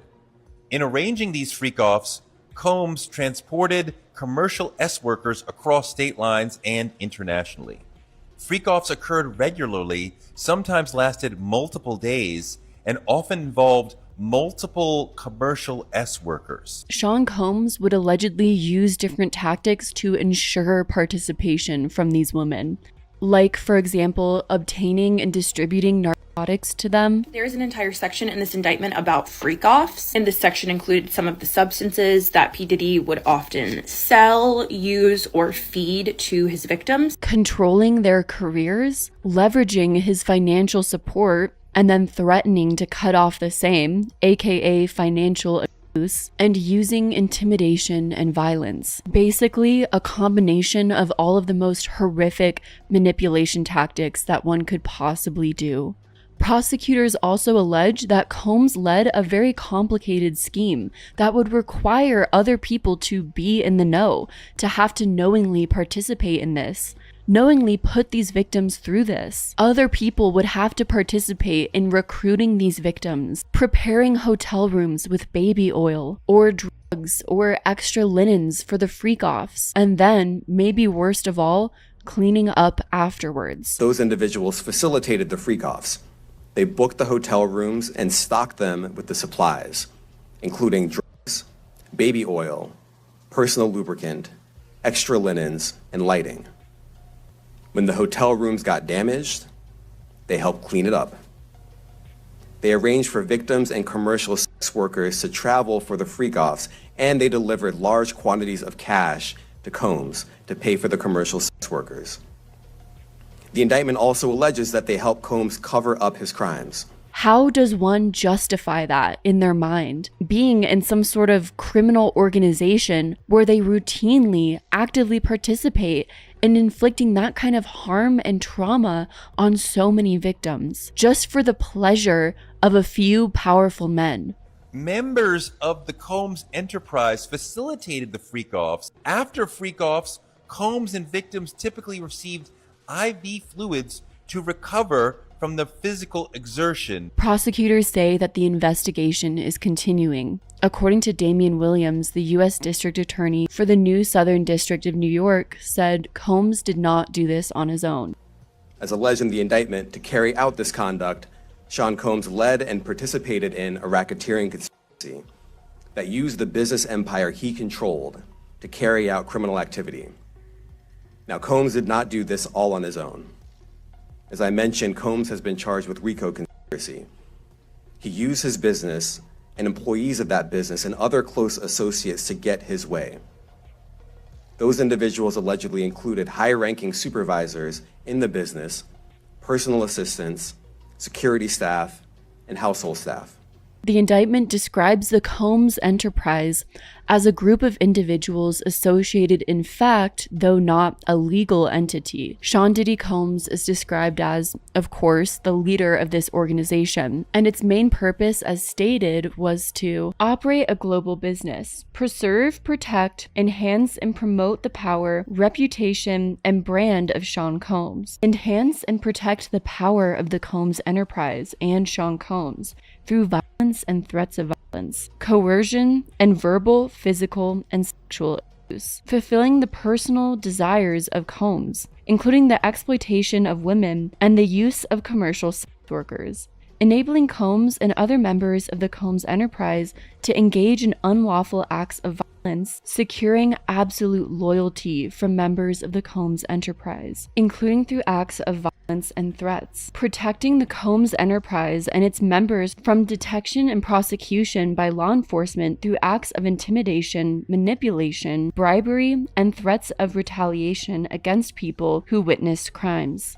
While we can probably infer that a lot of this information came from those who came forward with their lawsuits, having authorities write it out in an indictment and result in an arrest of Sean Combs, I'm sure brings a lot of justice to a lot of victims out there. William Walker, the acting special agent, also commended those who came forward to authorities. Today, we shatter any false notion of impunity as we uncover the defendant's alleged pattern of manipulation, exploitation, and outright abuse. Make no mistake, we are here today only because of the unwavering strength of victims and witnesses who have already endured unspeakable hardships. The unsealed indictment lists the case as United States of America versus Sean Combs, aka Puff Daddy, aka P. Diddy, aka Diddy, aka PD, aka Love. As satisfying as it may be to see Sean Diddy Combs' empire come crashing down, unfortunately there's kind of a disturbing side to this amount of publicity. For example, alongside Diddy's arrest, he's seen an 18.3% increase in his listening streams. Basically, in a twisted, messed up way, all of this publicity is also promoting Diddy and his music to many people. While it makes sense that a lot of people might want to go back and listen to Diddy's music, see if there's any signs or clues of this behavior, specifically doing things like listening to Diddy's music is only allowing the Combs enterprise to profit further off of his arrest and basically profit off of the spectacle and media attention of their crimes being brought to light. While most of Diddy's actions have been his and his alone, talk of the Diddy enterprise has led a lot of people to wonder who else could be involved, who else in Diddy's close circle knew and participated in all of this. And it's been interesting to look at Diddy's mother, Janice Combs, and the ways in which she's behaved during this time, as well as look back on some of the very questionable behavior that she's displayed during Diddy's past. For example, in a past live stream that Diddy did with his mother, Janice Combs, Diddy mentioned how him and his mother were both getting an IV drip, something that Diddy would often have his victims do after the alleged freak-offs. Call Mom Dukes. Hi. She's getting a drip with me. She's hydrating. They then kiss each other on the mouth. I love you. Love you too. In the video, it also pans down to his mother wearing white nails. Mom, freshly dipped though. You can see other videos of his mother where she would also frequently wear white nails. This was Diddy's mom at the BET Awards. Now, while I don't normally overly speculate or play into online theories that don't have a ton of backing to them, I want to point out that Cassie Ventura claimed in her lawsuit that Diddy would force her to wear white nails, especially during these freak-offs. And you can see in many past photos of Cassie during the time period in which she dated Diddy that often her signature look was white nails, to the point that people would post steal her look articles on how to get the perfect Cassie Ventura white nails. But Cassie has not been the only woman seen with Diddy who has been wearing white nail polish. There's also been Kim Porter, Lori Harvey, Young Miami, and most disturbingly of all, Diddy's own daughters. It's important to point out that white nail polish is a common nail color to sport and doesn't necessarily mean anything directly. Correlation does not equal causation, but a lot of people have noticed it and find it to be very strange. So back to the live stream that Diddy did with his mother, Janice Combs. Diddy goes on to talk about how Janice is single. Me and my mom talked about one time doing a dating show with her. And she's so picky. She's so picky, they don't stand. But yeah, that'd be the funniest show in the world. It will be. Especially with me. I don't even want to get started. And then, disturbingly, Diddy goes on to talk about how he takes his mom out to strip clubs. Mom do know how to have a good time. She ain't sitting in the house playing and outside moving and shaking, baby. She come with me to the strip club. I don't care. For real. It's my dog, you know, I want to live life. Be out here moving and grooving. So my mom told me, she just said, keep moving, baby. That's right. Keep moving. Don't stop. She could touch the floor with her palms, you know? Which, in my opinion, is something that a child should not ever be doing with their parent. This live stream, compiled together with all of the behavior that Janice has normalized from her son, starts to paint a very disturbing picture. In a recent lawsuit, which, warning, it's about to get as triggering as it can get, Diddy and several other men R-worded a victim, with the help, according to the lawsuit, of Christina Coram, who in a twisted way seemed to play the role of the person who would hand out non-consensually to victims so that they would be incapacitated, and even provided aftercare. This case is Ashley Parham versus Sean Combs, Christina Coram, Shane Pierce, John Doe's 1 and 3, and then Jane Doe. Christina entered the room to examine the condition of Ashley, who was barely able to move or control her bodily functions. Christina examined Ashley to see if she needed assistance and was about to give Ashley IV fluids. Ashley doesn't know if she was actually given those IV fluids. The intention, it seems, from the allegations and in my opinion, was to incapacitate the victim, all so that after the crime took place, the victim would be unable to go to the police immediately afterwards,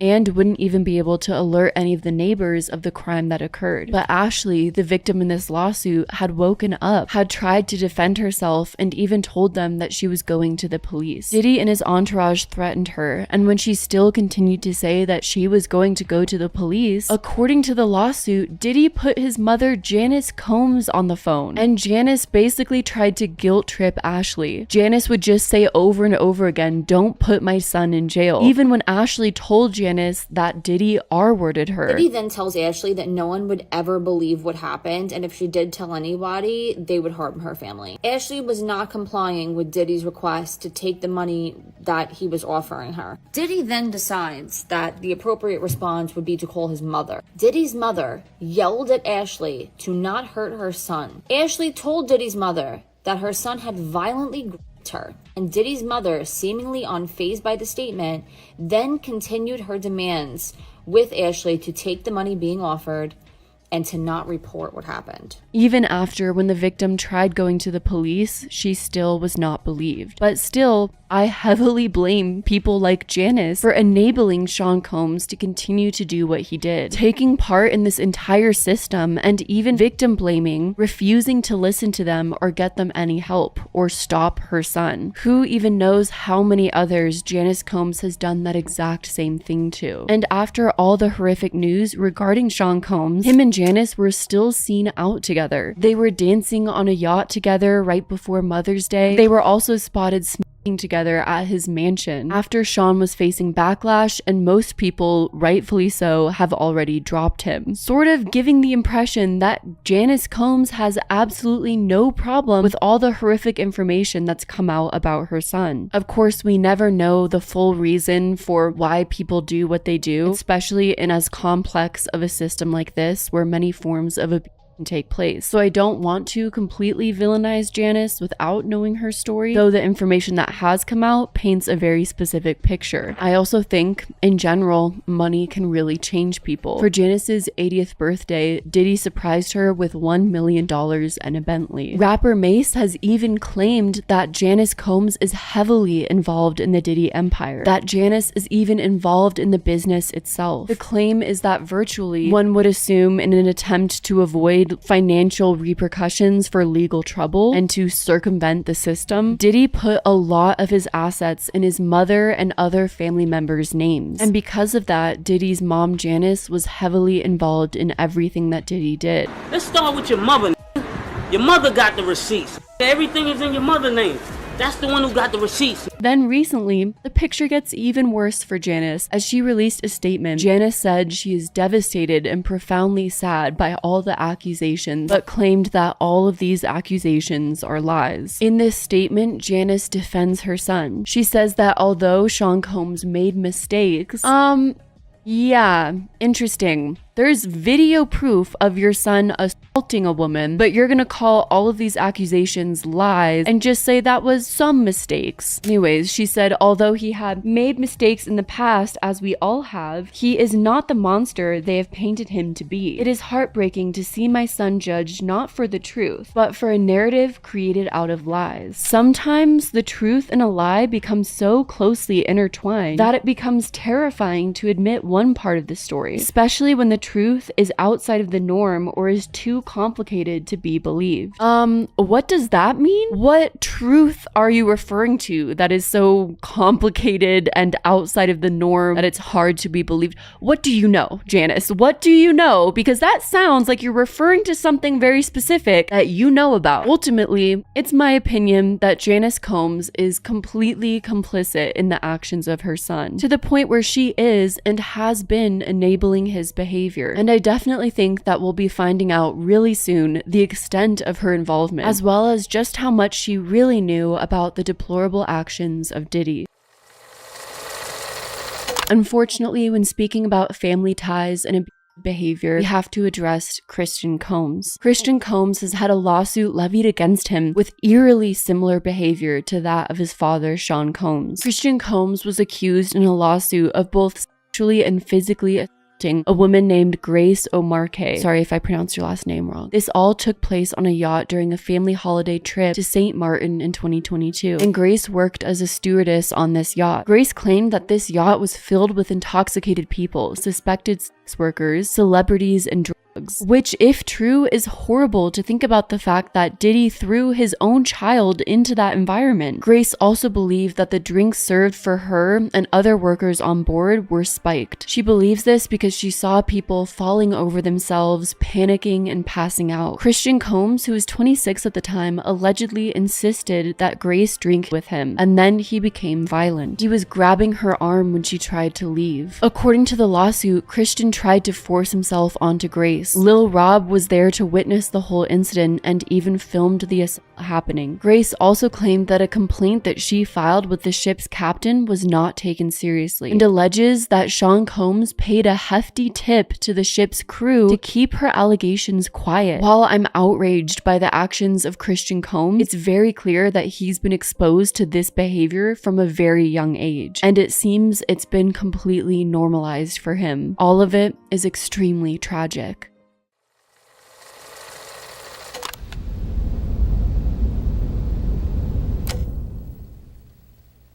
One thing he said about Diddy was that Diddy wants to party, but you gotta tell him no.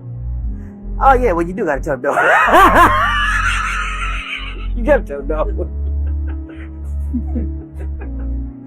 You gotta tell him no. You gotta tell Diddy no. Everybody knows you gotta tell him no, because if you don't tell him no, he's gonna put you in a situation where you will have to say yes or no again. So just say no. Just say no. just say no. Even after Diddy was arrested, more and more disturbing information would come out. The story continues to go deeper and deeper with more to uncover, and I'm sure even after this video is posted, there will be even more victims coming forward. Roughly a week after the indictment became public, Talia Graves sued Sean Combs. Talia alleges that he and his bodyguard R-worded her, and even showed a video of the attack to others.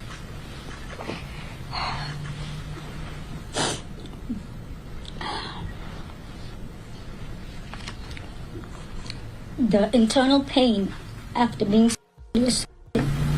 has been incredibly deep and hard to put into words. It goes beyond just physical harm caused by and during the assault.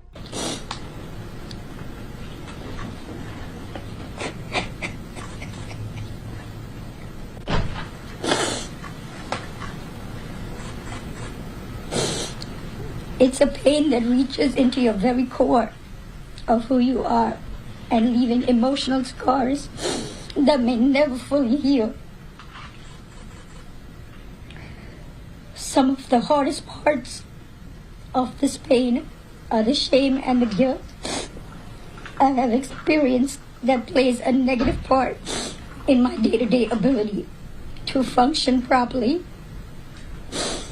Being blamed, questioned, and threatened has often made me feel worthless, isolated, and sometimes responsible for what happened to me.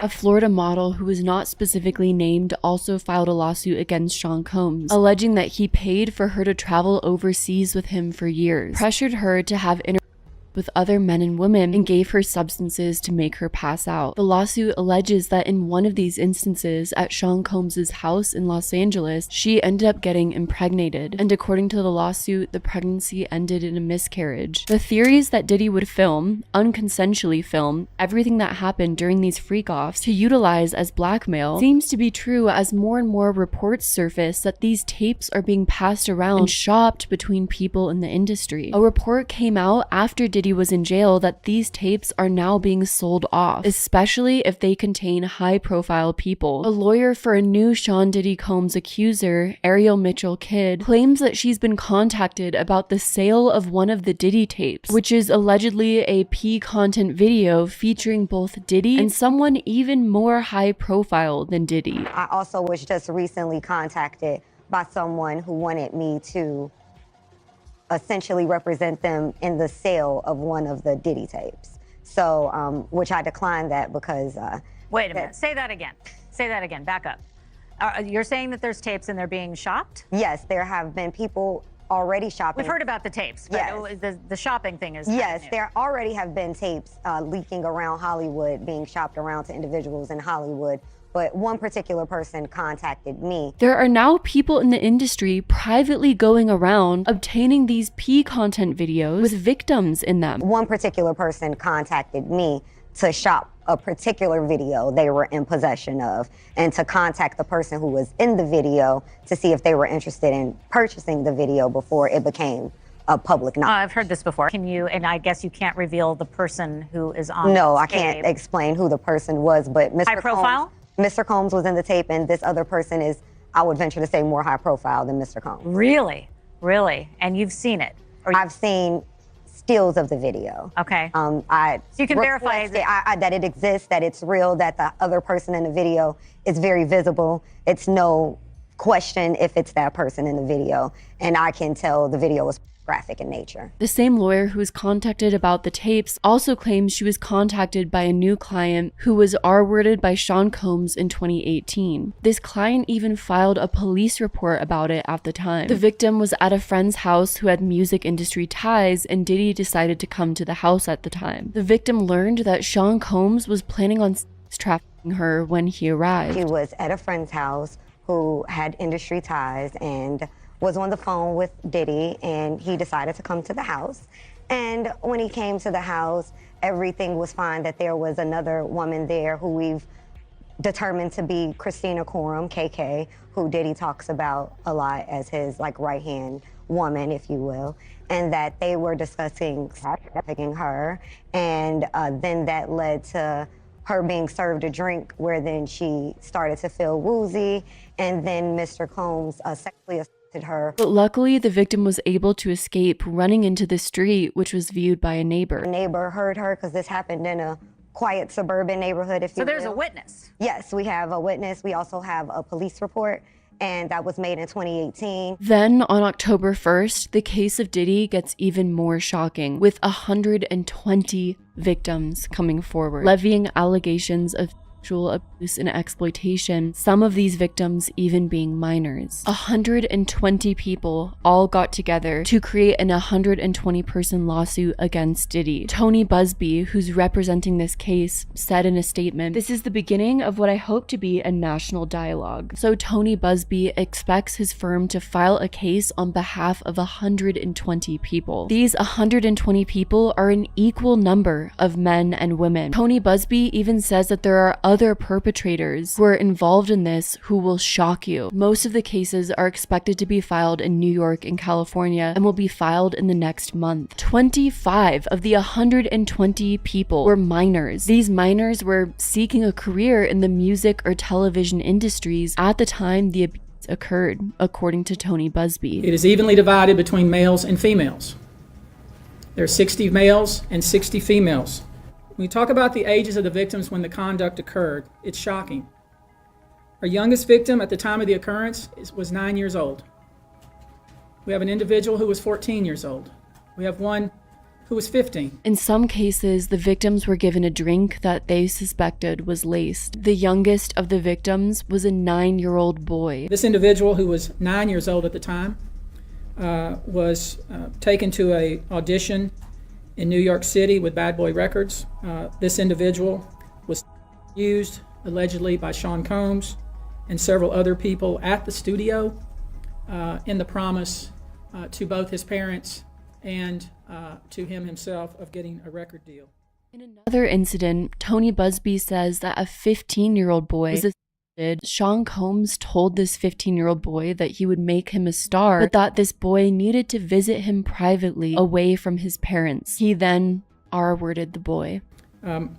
Another instance, another minor, told allegedly by Sean Combs that he would make him a star, but he needed to visit with him in private about it, away from his parents. Tony Busby also claimed that some of his clients are already in contact with the FBI. Another 7-person lawsuit came to light, including one woman who alleges that in the year 2000, when she was only 13 years old, she was drugged and R-worded by Diddy and another celebrity. In September of the year 2000, when she was 13, she was dropped off by a friend to attend the MTV Video Music Awards. She could try to attend the VMAs. And this was during the time that J-Lo and Diddy were dating when we watched them attend the VMAs together September 7th, 2000 in New York City. This Jane Doe was trying to get into an after party and was approaching different limousine drivers when one of the limousine drivers who worked for Diddy said that Diddy liked young girls and she was what he was looking for. The driver brought her to a large white house and she was asked to sign an NDA, which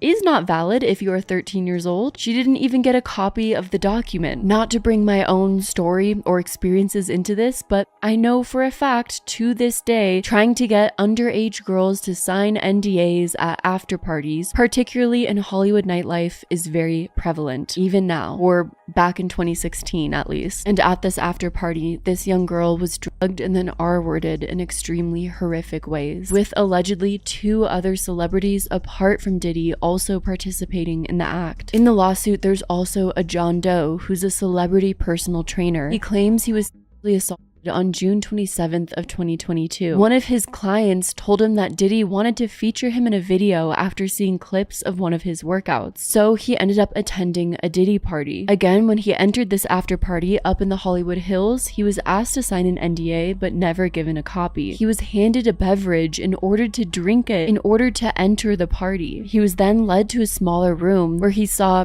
dozens of individuals, including high-profile people, engaging in intimate activities. He began began to feel disoriented and then was essayed by Diddy. There are many other terrible stories featured in these lawsuits, like the story of a man who had a professional business relationship with Diddy, then was invited to a party, brought into his office, and then essayed by him. This man claims once he arrived to the party, he saw many high-profile guests and he took photographs of Diddy and these other high-profile celebrities sitting on the couch discussing Chirac business.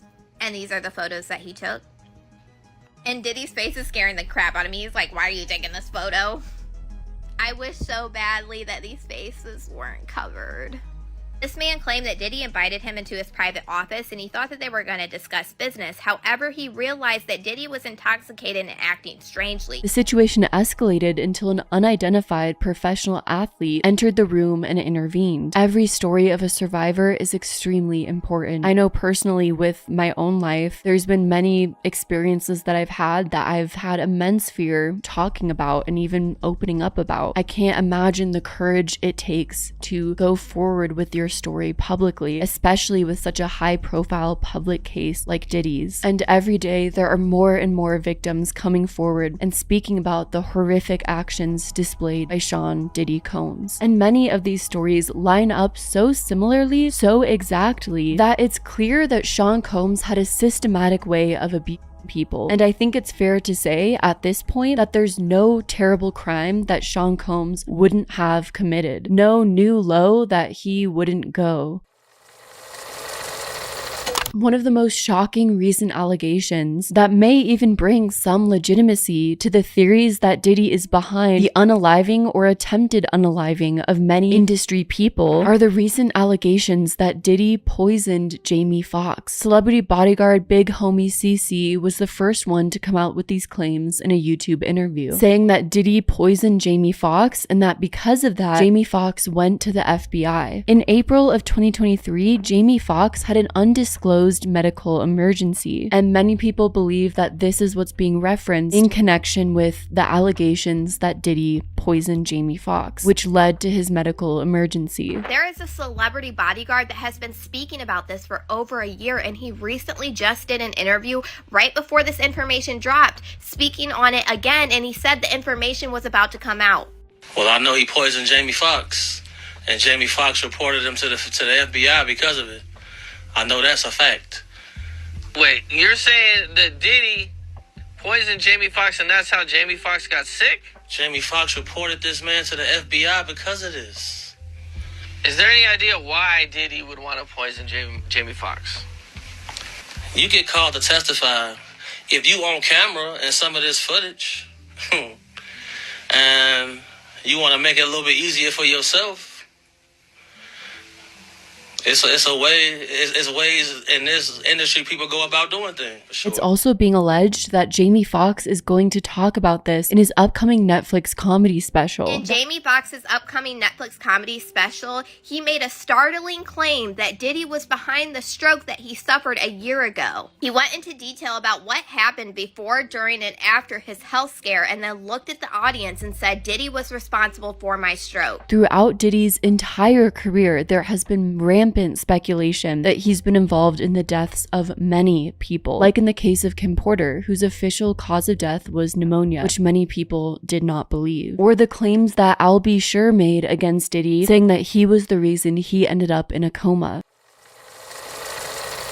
In the wake of all of the newest information, Sean Combs' children released a joint statement on Instagram, yet again defending their father and their family. The statement reads, "The past month has devastated our family. Many have judged both him and us based on accusations, conspiracy theories, and false narratives that have spiraled into absurdity on social media. We stand united, supporting you every step of the way. We hold on to the truth, knowing it will prevail, and nothing will break the strength of our family. We miss you and love you, Dad." Quincy Combs, Sean Combs' stepson, along with all of this publicity, has begun to promote his new YouTube family vlog series, which looks like it'll include footage of Diddy. Tone deaf much? What kind of dystopian world is this, where literally hundreds of victims have come forward against your father, and you decide that's a good time to come out with a family vlog channel?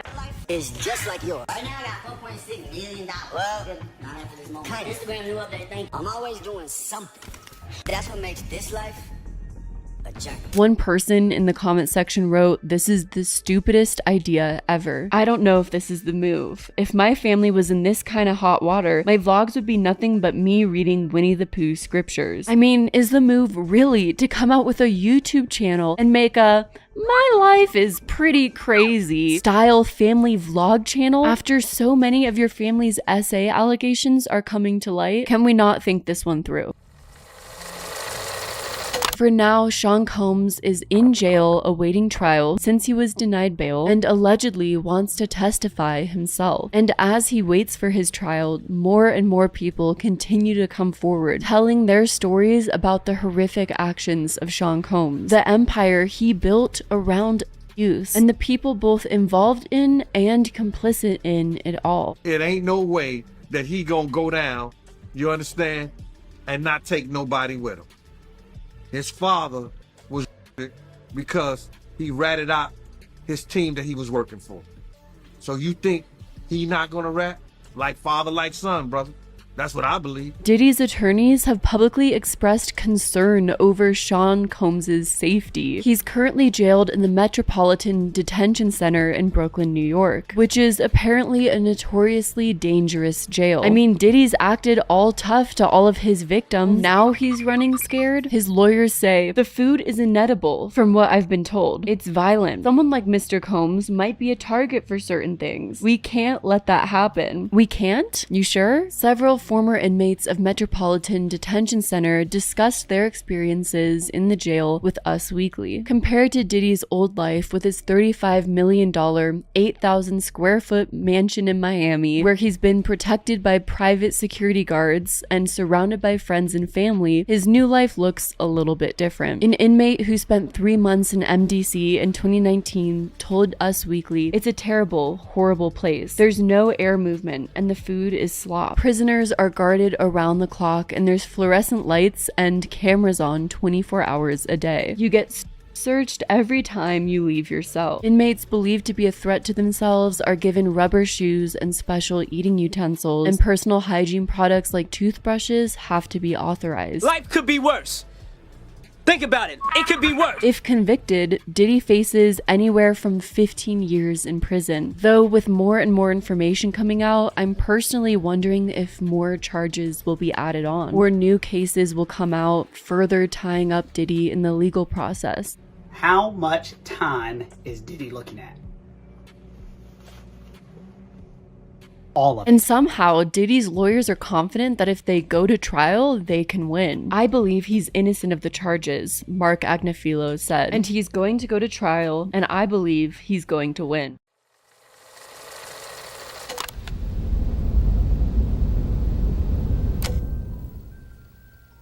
The story of Sean Combs should feel like a shocking story, where in the end, justice is being served, and public figures alike are all coming together to stand with the victims. But at least to me, it doesn't really feel that way. Instead, I'm left with the feeling that after Sean Combs is gone, another will fill the void, stand in his place, unless systemically there's more general acceptance of victims' stories. Unless we all get more comfortable standing against systems of power and standing alongside victims. I think there are many people who can relate to this story of being victimized by someone or something, trying to come forward or lightly speaking on it, and then having those around them protect the abuser in the dynamic, all just because that abuser is in the powerful position and is protecting people around them in their close circle, and the people in that close circle are benefiting from enabling them. This entire dynamic is what continues to enable abusers, in my opinion, though I'm certainly not an expert. And it's how entire industries end up protecting abusers instead of lifting up new voices. And that's how the depraved Sean Diddy Combs became the music industry's worst nightmare. Thank you so much for watching this video and making it all the way to the end. If you did, let me know what videos you want to see up next. I'm currently working on a Mr. Beast video coming up, but we definitely have a lot of ideas, and I love all of your suggestions because it inspires me to look into new stories and new information. I hope you are all doing well despite the dark subject matter of this video. I appreciate you all, and I'll see you all in the next video. Stay well until then.